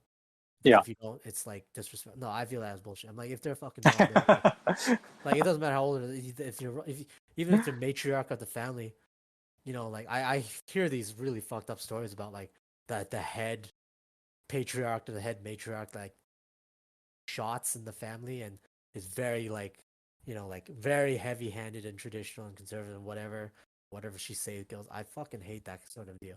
And usually I'd be like, if they're wrong, you fucking call them out. And I definitely would piss off my mom back then when we had these disagreements about this stuff. Yeah. But like for a wedding, it's kind of like you kind of reconcile yourself to that because it's like it's only for one, right? It's only for one It's day, only one day, yeah. and you're kind of making it. It's not just for yourself, right? You're literally holding a ceremony for like the symbolic thing of bringing two families together, right? Like Symbolically, yeah. You don't want to fucking like make big like shit about all of that stuff. And that's what I kept telling me when I felt like, fuck, this is gonna be bullshit. Oh, this is gonna be one day.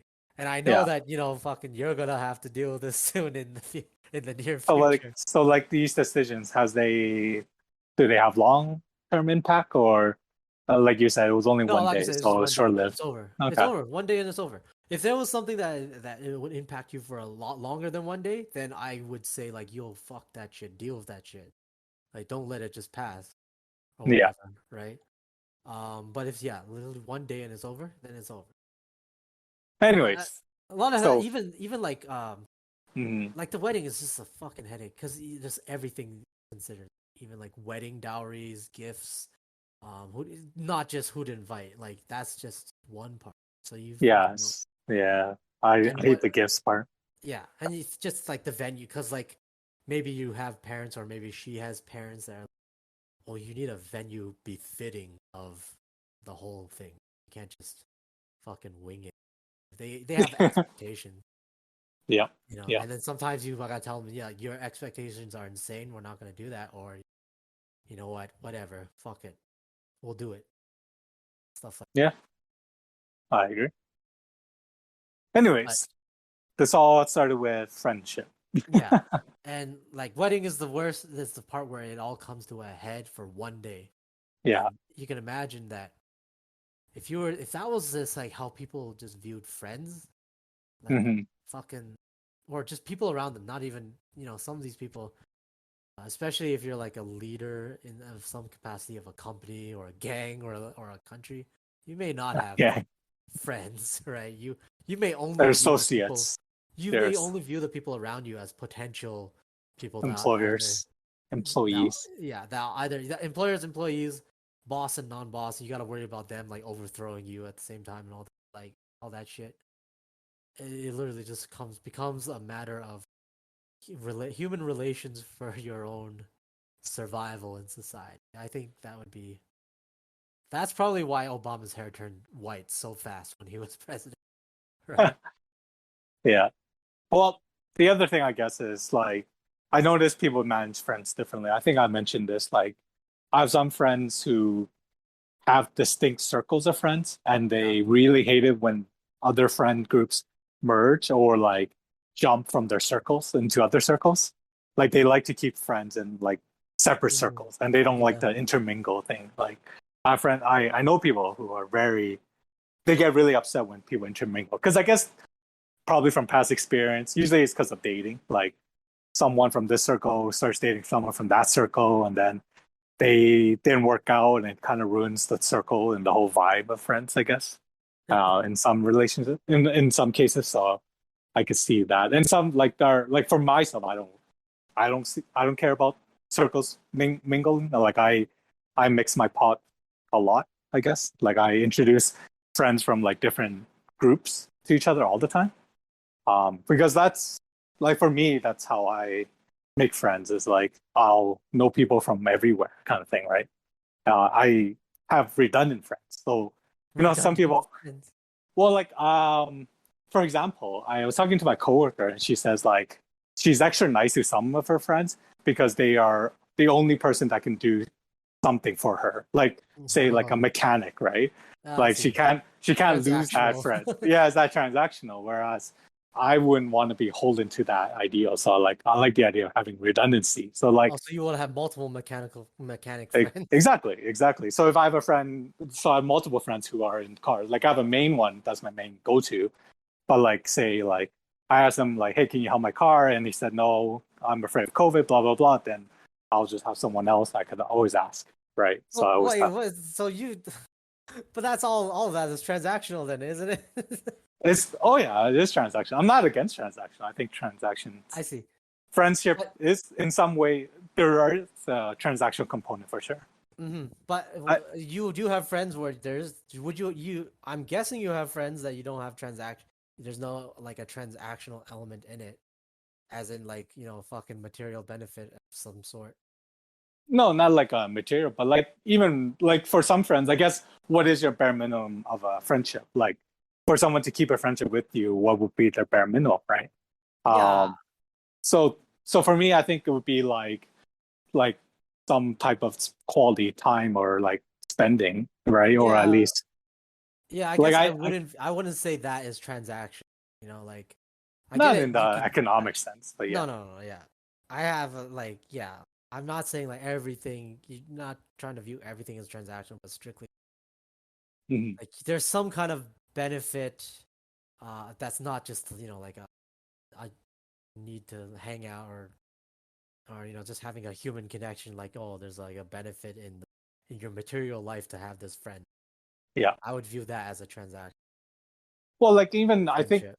I remember one time I had a friend who really put a lot of pressure on me, and I felt really stressed being his friend because I felt like he had a lot of expectations of like what I needed to be his friend kind of thing, and I just felt like it was Yeah, such a burden.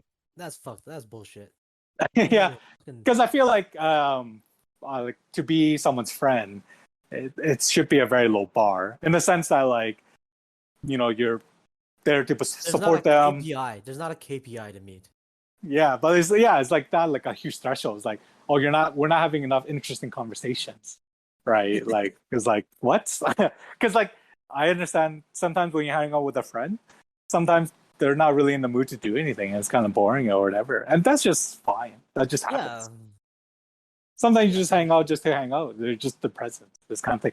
But like I don't know, just to have this threshold is just was very no, burden. of course, yeah. A lot of fucking people can regularly usually realize that. Yeah, that's horse shit. Who would you want? Why would you want to hang out with that guy?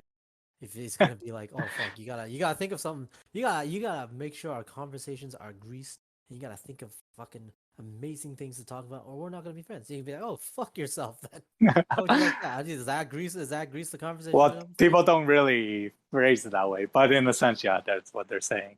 And I think the things with friendship is that friendship also change over time, right? Like Of course, yeah. people change. So, and the great thing about friendship is like they can disconnect and reconnect, and you guys can catch up whenever, which That's is probably great. one of the stronger like if you're gonna think of some things that indicate what would be like a healthy friendship, it would be Yeah. exactly that. Like you can lose contact with them for a period of time, come back, you still hit it off, no worries.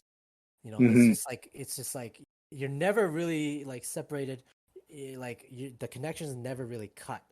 It's just separated by geography. You come back, that connection's still there, and that'll Yeah. be like a sign of like a really strong friend. Like you don't have to go out of your way to be anything, and then and that's the way a proper like fucking friendship should be. How do you feel about seasonal friends? Friends that you just have it for a season, like 1 or 2 seasons kind of thing. Fuck. And What are we going to like summer camp? yeah, perhaps like maybe you have a friend that you know, and yeah, they leave the country or whatever, and you just lose contact with them. But Yeah, doesn't mean that friendship was not real, no, kind of of thing. course, yeah, but it's just you're not gonna just the physical distance that separates you two. If it's like a permanent thing, I don't know, man. Unless they're like you find out you somehow have a really really strong like cement bond. Usually, like they'll just become sort of like almost like a wayside thing. Yeah, like a seasonal thing. Would you, if Seasonal you is know probably better. beforehand, like if you had foresight, like this friend isn't a lasting friendship, it's gonna be like a season, like No, a I'm not gonna cut off anything. would It's you all, would you still be their friend? yeah, Like, of would you course, still put the effort? Okay. of course. Some It's people, just some people might write them off. They'll be like, well, "Oh, fuck, they're not lasting forever. man. What's the effort?" I know. I mean, like, yeah, they view their effort as like a finite resource Yeah, for exactly. some reason.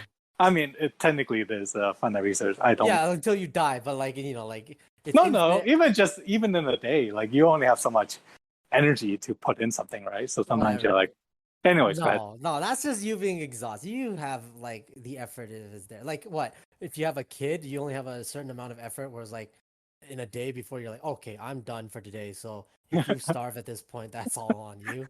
It doesn't work like that, right? Okay, but yeah, but the effort is diminished. Like your productivity is less.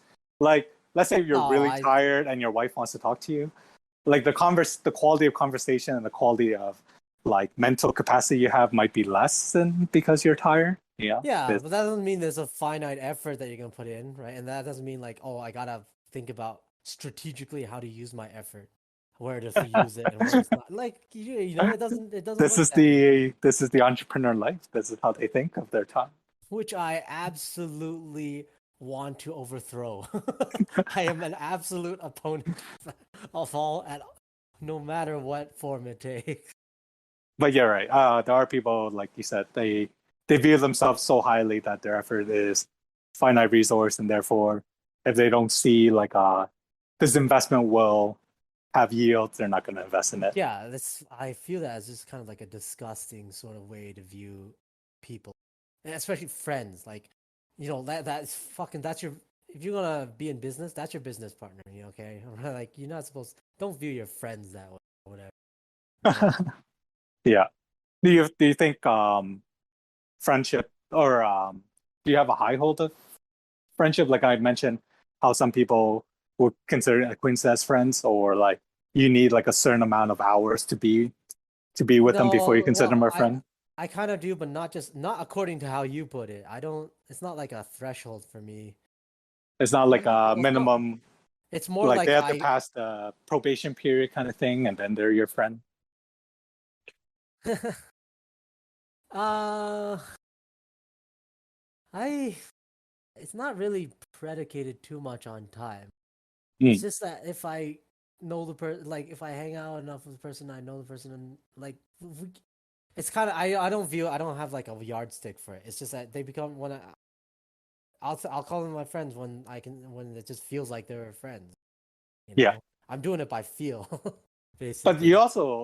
you don't know if they think of you as a friend, right? Usually, Like well, that's the yeah. I thing. mean, Like like, you don't know when your status changed from acquaintance to friend until they say like, "Oh, me, my friend," kind of thing. Like until they introduce you to someone, like you actually don't know what your status is until some like evidence. But I'll tell you like, what, man. If there was the people that think that way, and I've met some of them where they will evaluate whether I'm friends or acquaintance status, yeah, divide their whatever I guess their finite effort accordingly. I'm probably not friends with them. I would tell you this much. I would just say, yeah, I know that guy, right? And there have been people like this. Yeah.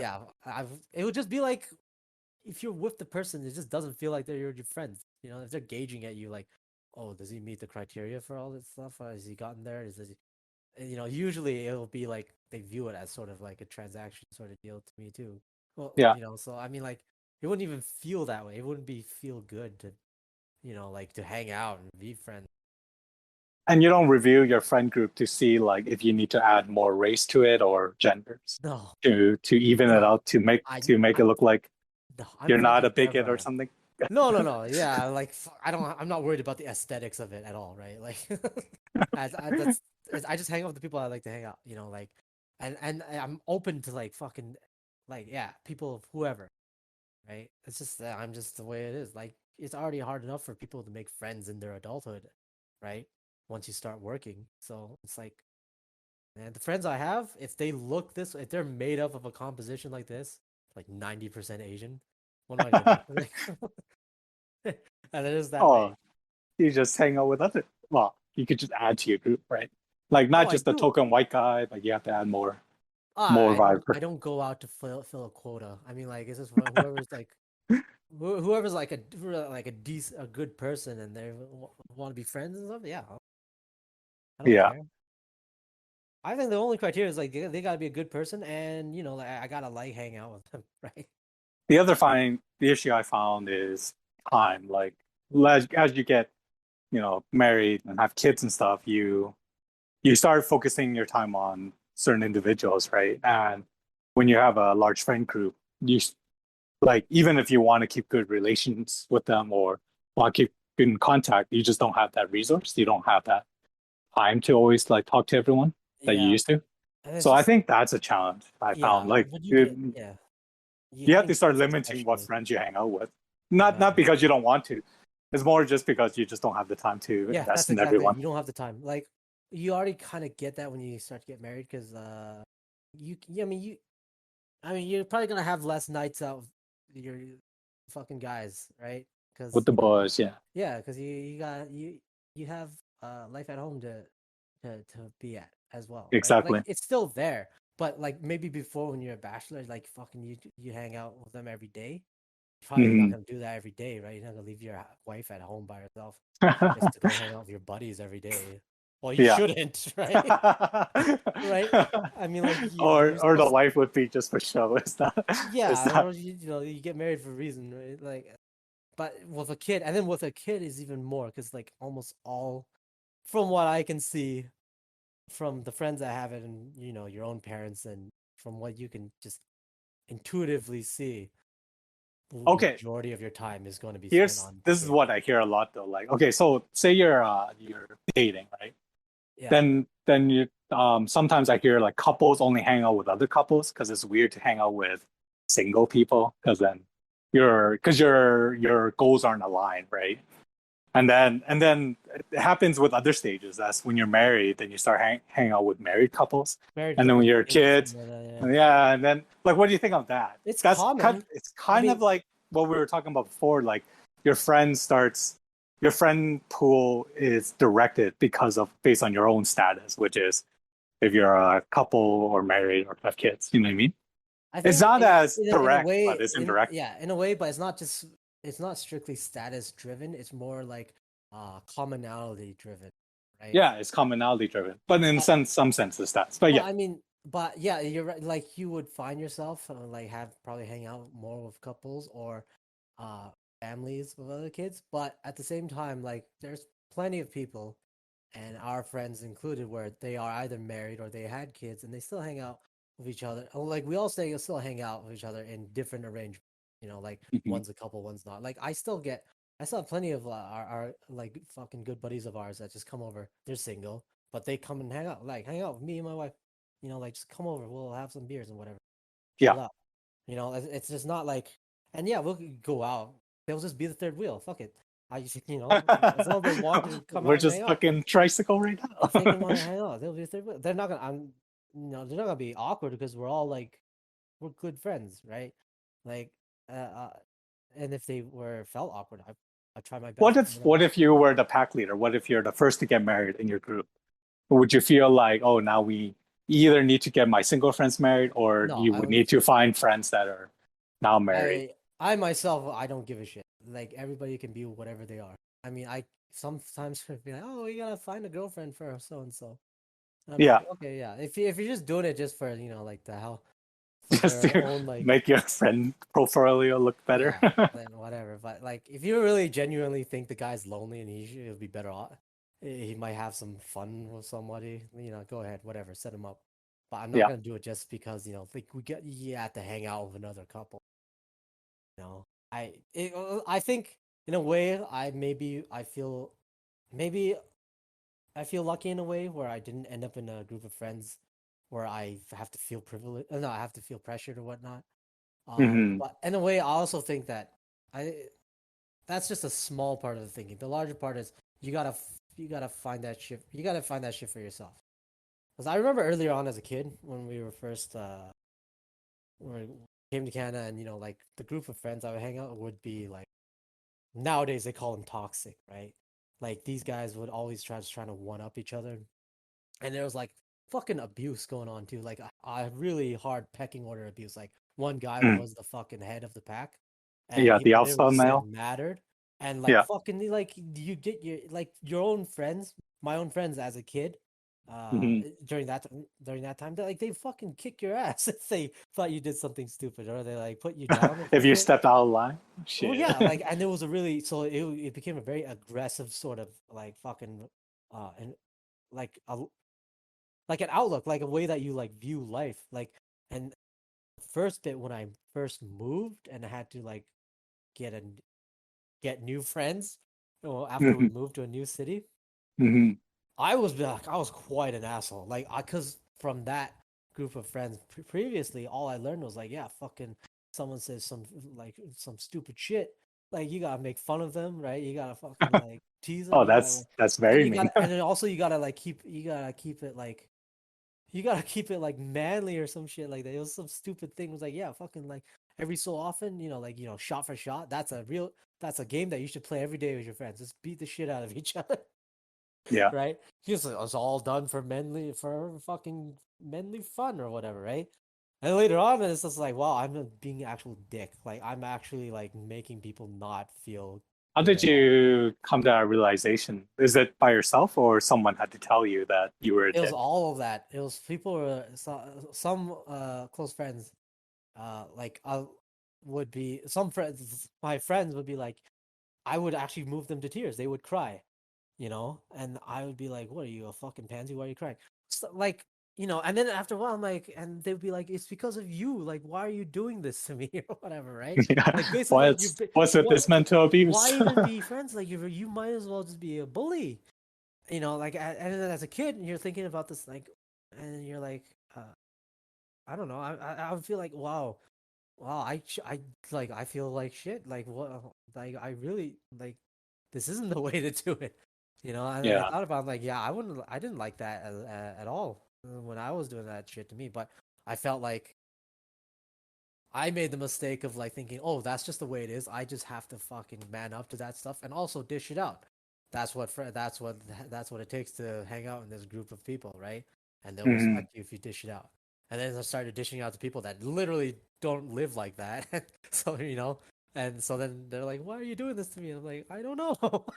I thought I have to do this to you." So, like, and that's interesting because,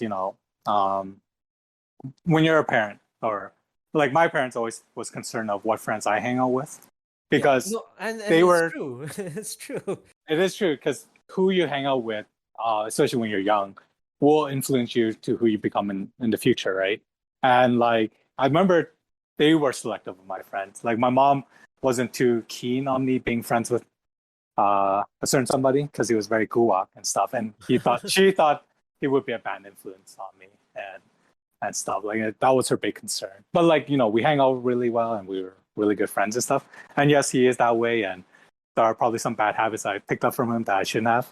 But it's really tough as a parent. Like, how much control you want to manipulate your child. Yeah, because there's a balancing act too. Because it's not like the parents will know everything. They can make from terror to some pretty Yeah, bad they can make the calls as bad well. decision. Exactly. They But could that's set you up with a friend that well, turns out to be a bad influence. or they could just completely stunt your like relationship with other kids, right? At that Yeah, age, that's true. and be like, You oh, might be the weirdo yeah, because like your parents are. you may not figure out like the relationships on your own at that time.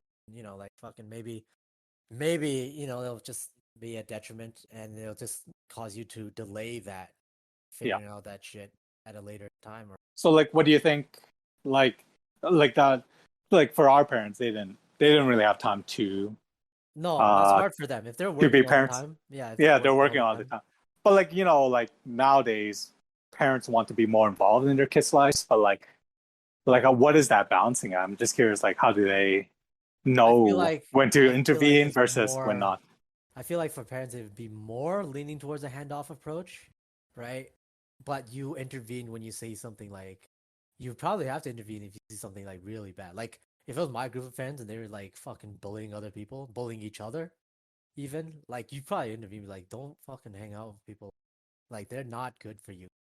You Yeah, know, like that would probably be something where if you're like going to if they see it's obvious, it's like a harmful relationship, then obviously they may just be like, yeah, don't fucking hang out with them. and I guess And that's tough too. Because like if you need to one have be a parent that has time to yeah, invest in your kid to like yeah, it's know what their extremely friends hard. are and like see the behavior and see like, oh, does this match like a healthy relationship, right? Like to Yeah, recognize that. it would be extremely hard for them, and it's Because so like I easy. think some parents don't even know what friends their kids have. Like I don't know if my mom and dad knew what friends I have because I brought them over to our house all the time. Yeah, But like I don't know, they wouldn't know the extent of all my friends. no, exactly. And plus, Certainly. yeah, they would act a different way to her when your parents are around. Anyways, they won't know the full picture of it. That's why it's so hard for them to actually Hmm. intervene. But I would Yeah. say, like, if your friend is beating the shit out of you, and they can see that, then that's probably a big sign. You Yeah. know, I like guess you that would just have to. probably be a big objective, like fucking this is a no good. This is garbage friendship sign. I guess you would have to teach them these life lessons without knowing whether it actually happens to them. You like tell them about bullying if they don't even know what a bully is. And you're like, oh, if you don't have one, don't worry about it. But Yeah, you should know about ultimately you can only guide them so much, and you can, but the kids they still have to figure out that part by themselves, right? Like it. Yeah. fucking, you gotta figure out. No matter how hard it is, you gotta figure it out at some point. Like, um, if it's like if your friends are just no good for you, like it's better for you to figure that out earlier than rather than later. And that is 100% something that probably you as yourself would know more than all the other people. It's just as a kid, you just don't know what to do or even how to like see it as there's no way anybody can give like a solution. You know, like you're born and this is the life that you experience, right? And then this is like Well, they usually go based on their own experience, right? Like yeah, that they try too. and make the best judgment based on their Yeah. past Your experience. parents will make our judgment based on our experiences, right? Exactly. Same way Hmm. and going through there. But like no there's no guarantee like your kids will follow exactly what you do or think of, No, that's true. you It's know. tough. I guess lastly, this whole friend thing mostly came up because of COVID, how it has negatively impacted friendships. And like for some of my groups, like we meet up in person, like my volleyball group, uh, because we're playing volleyball, we meet up in person to play volleyball, right?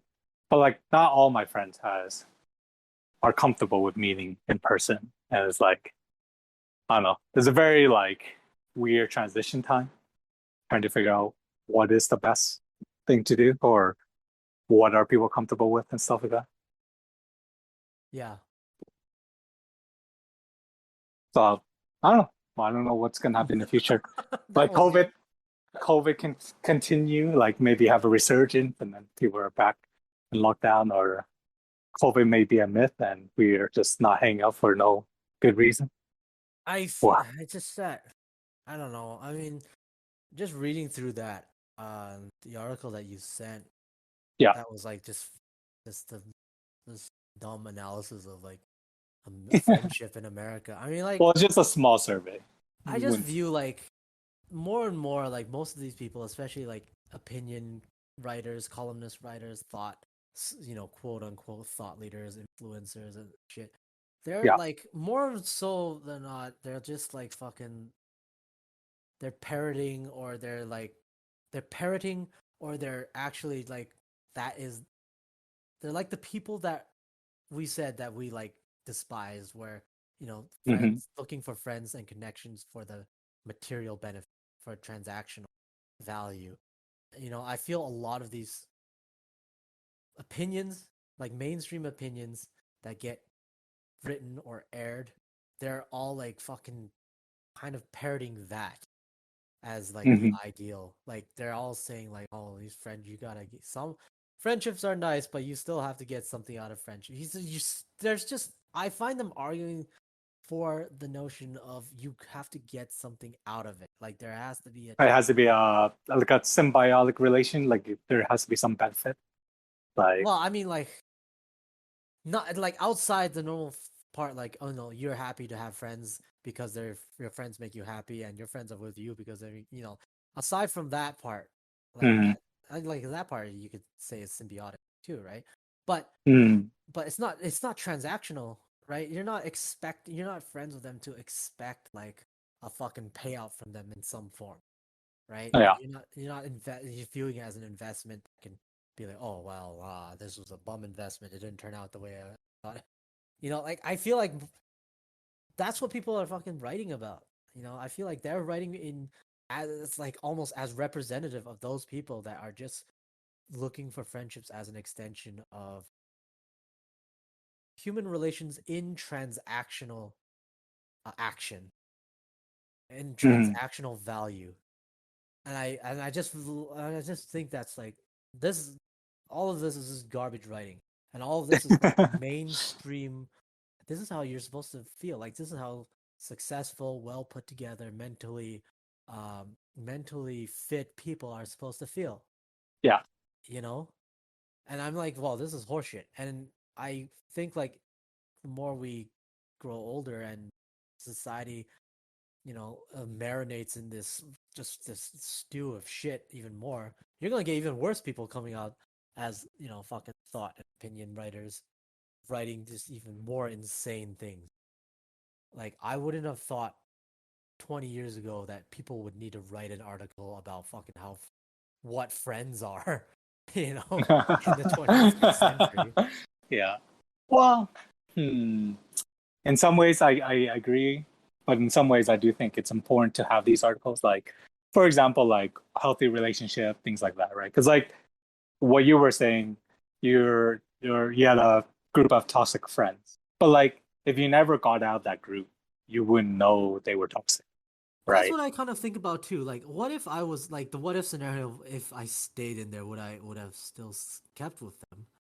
And I don't Probably. know. I mean, like this is the sort of thing where you can always say, like, these were like elementary school friends. I'm pretty sure I would have grown out of them. That's what I like to think. It's possible that I would have stayed with them, but for Hmm. me, even at that time, it was just like you said, you would feel stressed at a certain friend giving you basically a KPI to follow, or else he'd dump you or whatever, right? Like Hmm. for me, it was pretty stressful every day to fucking hang out with these people. Like it felt like literally you gotta like fucking watch your back with your own friend. So I Yeah. feel I feel like just because of that, I would have gotten out of that, or I would just fucking die out of like stress, a heart attack at the age of 20 or some shit. Because I was not like happy to be in that sort of deal. I mean, like, so I think I would have just gotten out of it just because just because of how much it sucked. Yeah. But I'm glad. I think I'm glad I figured it out earlier on as a kid, and even junior high, that like there's a lot of fucking toxic shit that I picked up from that needs to be just killed. So at that point, like like I at that point I just thought like as I don't care who you are, like you don't have to be like tough, you don't have to be a certain way, you don't have to be cry a lot, you don't have to be funny, you don't have to be any of these things. As long as you're like a good person or whatever, like Yeah. that's literally it. And you want to be friends, that's literally it. That's the threshold. And then I found that this view coincided well with my worldview and like political outlook that I kind of picked up later on. Yeah. Because I mean, like I feel like this is probably the more healthier way for humanity to go. You know, one of like of a cooperation sort of deal. You know, and not one that's like fucking in like soaked out of transaction and for profit hierarchy class. How about they were talking about politics too, like how many friendships Trump has ruined. Did you have that situation? Did you have any No, buddy. As you know, we have friends that would we get into heated fucking bants sometimes in our chats. And, yeah, true. yo, they So like for some people, like what I like other people's strategy. Like I think for you, you continue to talk. But for some people, when you know like there's a something you disagree about, you have tension with. Um, some people rely on the idea of you just don't bring it up to sustain the friendship. Like that's a strategy some people do. I think it's I think the limit would be like if someone was like openly advocating for like, you know, like fucking lynching like fucking group of people or some shit, Yeah. then you kind of realize like okay, that's probably not like if you're like friends with like open skinhead Nazis, that's probably not a good sign. Well, like obviously not, but like I mean, I'm talking more like politics, or Politics, religion, things that yeah, and is for me, just personally, like I don't ruin. Yeah, I'm not gonna cut people off from that. It's not like oh yeah, you're no longer Facebook friends with me or some shit because you voted conservative or some shit. No, I don't yeah. view it like that. And for me, I'm kind of like a sicko in that regards, where I like to fucking bant about that shit with people anyway. So I view it as a fucking good time if I get. And If you have a friend who's a different political view than you are. yeah, I hate like actually like formalized like debate lord stuff, but I love just fucking bant with people. And in doing so, I'm not gonna become not friends with someone unless they like do something to lose that friendship. You know, like they openly like fuck just attack your like like they're openly out to wound and attack you. Yeah. You know, then then you can't be friends with someone like that openly wants to seek harm against in like emotionally or whatever the fuck. You know, like if you're just heated debate, yo, you can just find like fucking you can find like amusement in it. So I don't Hmm. know, like some people like there's just some people they may have just viewed it as like it's too much of like a paper mache feelings, right? Like, oh yeah, someone disagrees with you. What, you're not Hmm. gonna be friends with them anymore? No. Yo, we've had it in our own chat where sometimes like someone just says something that's a completely bad take. They're completely in the wrong. Yeah. And you can tell them, you know they're in the wrong. You're like, yeah, that's stupid. You're completely off the ball of this. But Yeah. it's not like we're fucking gonna cut friendships off from that, right? Like, like, fuck, this is you can have heated conversations without fucking, like, like just fucking ending it all right there. So why do you think people like the whole Republican Democrat thing? Why are people so heated about that? That people can't be friends. Like I heard families got broken up because of some people are supportive of Trump and their daughters Oh and yeah, because sons. they're very emotionally invested into that. They like I think in a way they are so invested into it, they graft that as part of their identity. So Yeah. then when they go and argue about it, they're like, "Oh, you are literally trying to be against me and my identity, Yeah. whatever." Like they graft everything that they have in their life to stuff to something like that, like fucking Trump and what he wants to do, and then someone else is like, "No, if you view it as like." Oh, you're against me, my life, or some shit like that's Yeah. how I identify it. I think they completely buy into that bull. And this is why politics, especially like electoral politics as we know in the West, is so successful at getting people invested in it. It's probably one of the most aside from like the Abrahamic Sports. religions. No, I would say it's more than sports. Like, well, aside from like some like really crazy British fans that will like go beat the shit out of someone. Soccer. Yeah, for football fans, like aside from Yeah. that, like the only two times you get people that will literally go and kill someone else for like their like own ideological missionary bent would be, you know, like really organized, hardcore, back then aggressive Abrahamic religions, and also right now political heterodox or whatever. The you know the right now the electoral sort of like politics that we see.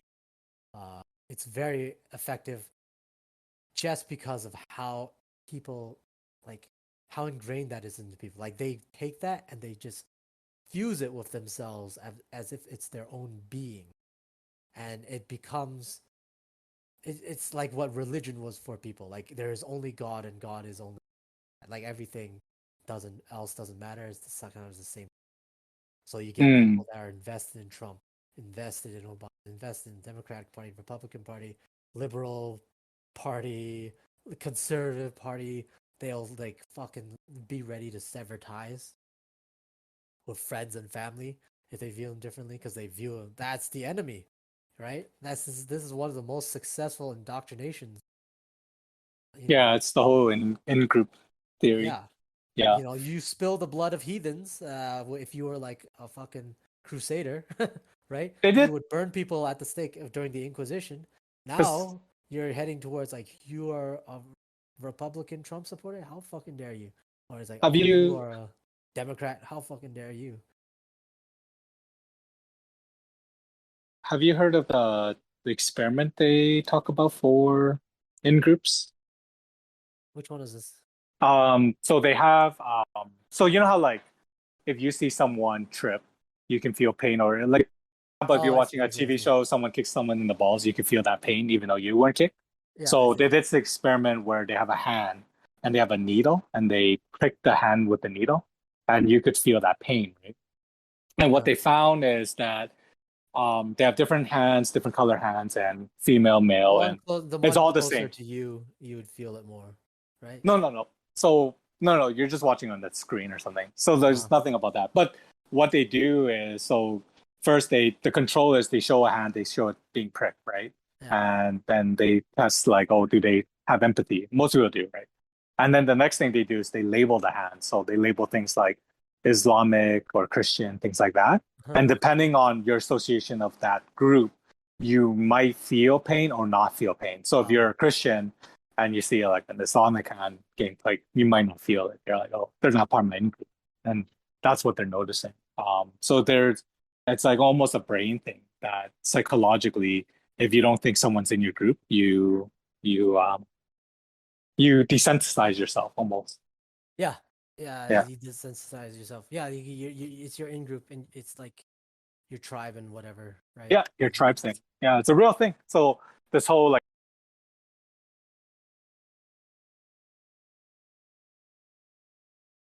Oh, did you just cut off? you know, You just like cut off that whole time. oh, sorry, sorry, that was something on my internet. Sorry, what I said is it's something that we don't learn as kids, and it's a fallacy that we don't think about and how it can shape the way of our thinking. So I think if something you notice about yourself, like, then it's better. But Yeah, it's not something people think about. I don't know. My brain is mush right now. Oh no, I can't hear you anymore. How about now? Is there any Now, difference? yes, now, yeah, I can hear you now. What happened? I think it's my internet. I Yeah, think it's maybe reconnecting. we'll just Oh, wrap yeah. it up. All right. All right, sure. I'll be Anyways, on. yeah, All right. Thank you, listeners, for listening. yes, and for those of you that stayed with us for our 60th episode, congratulations. You are the lucky ones. Anyways, all right, stay tuned next time for our next episode. God knows what.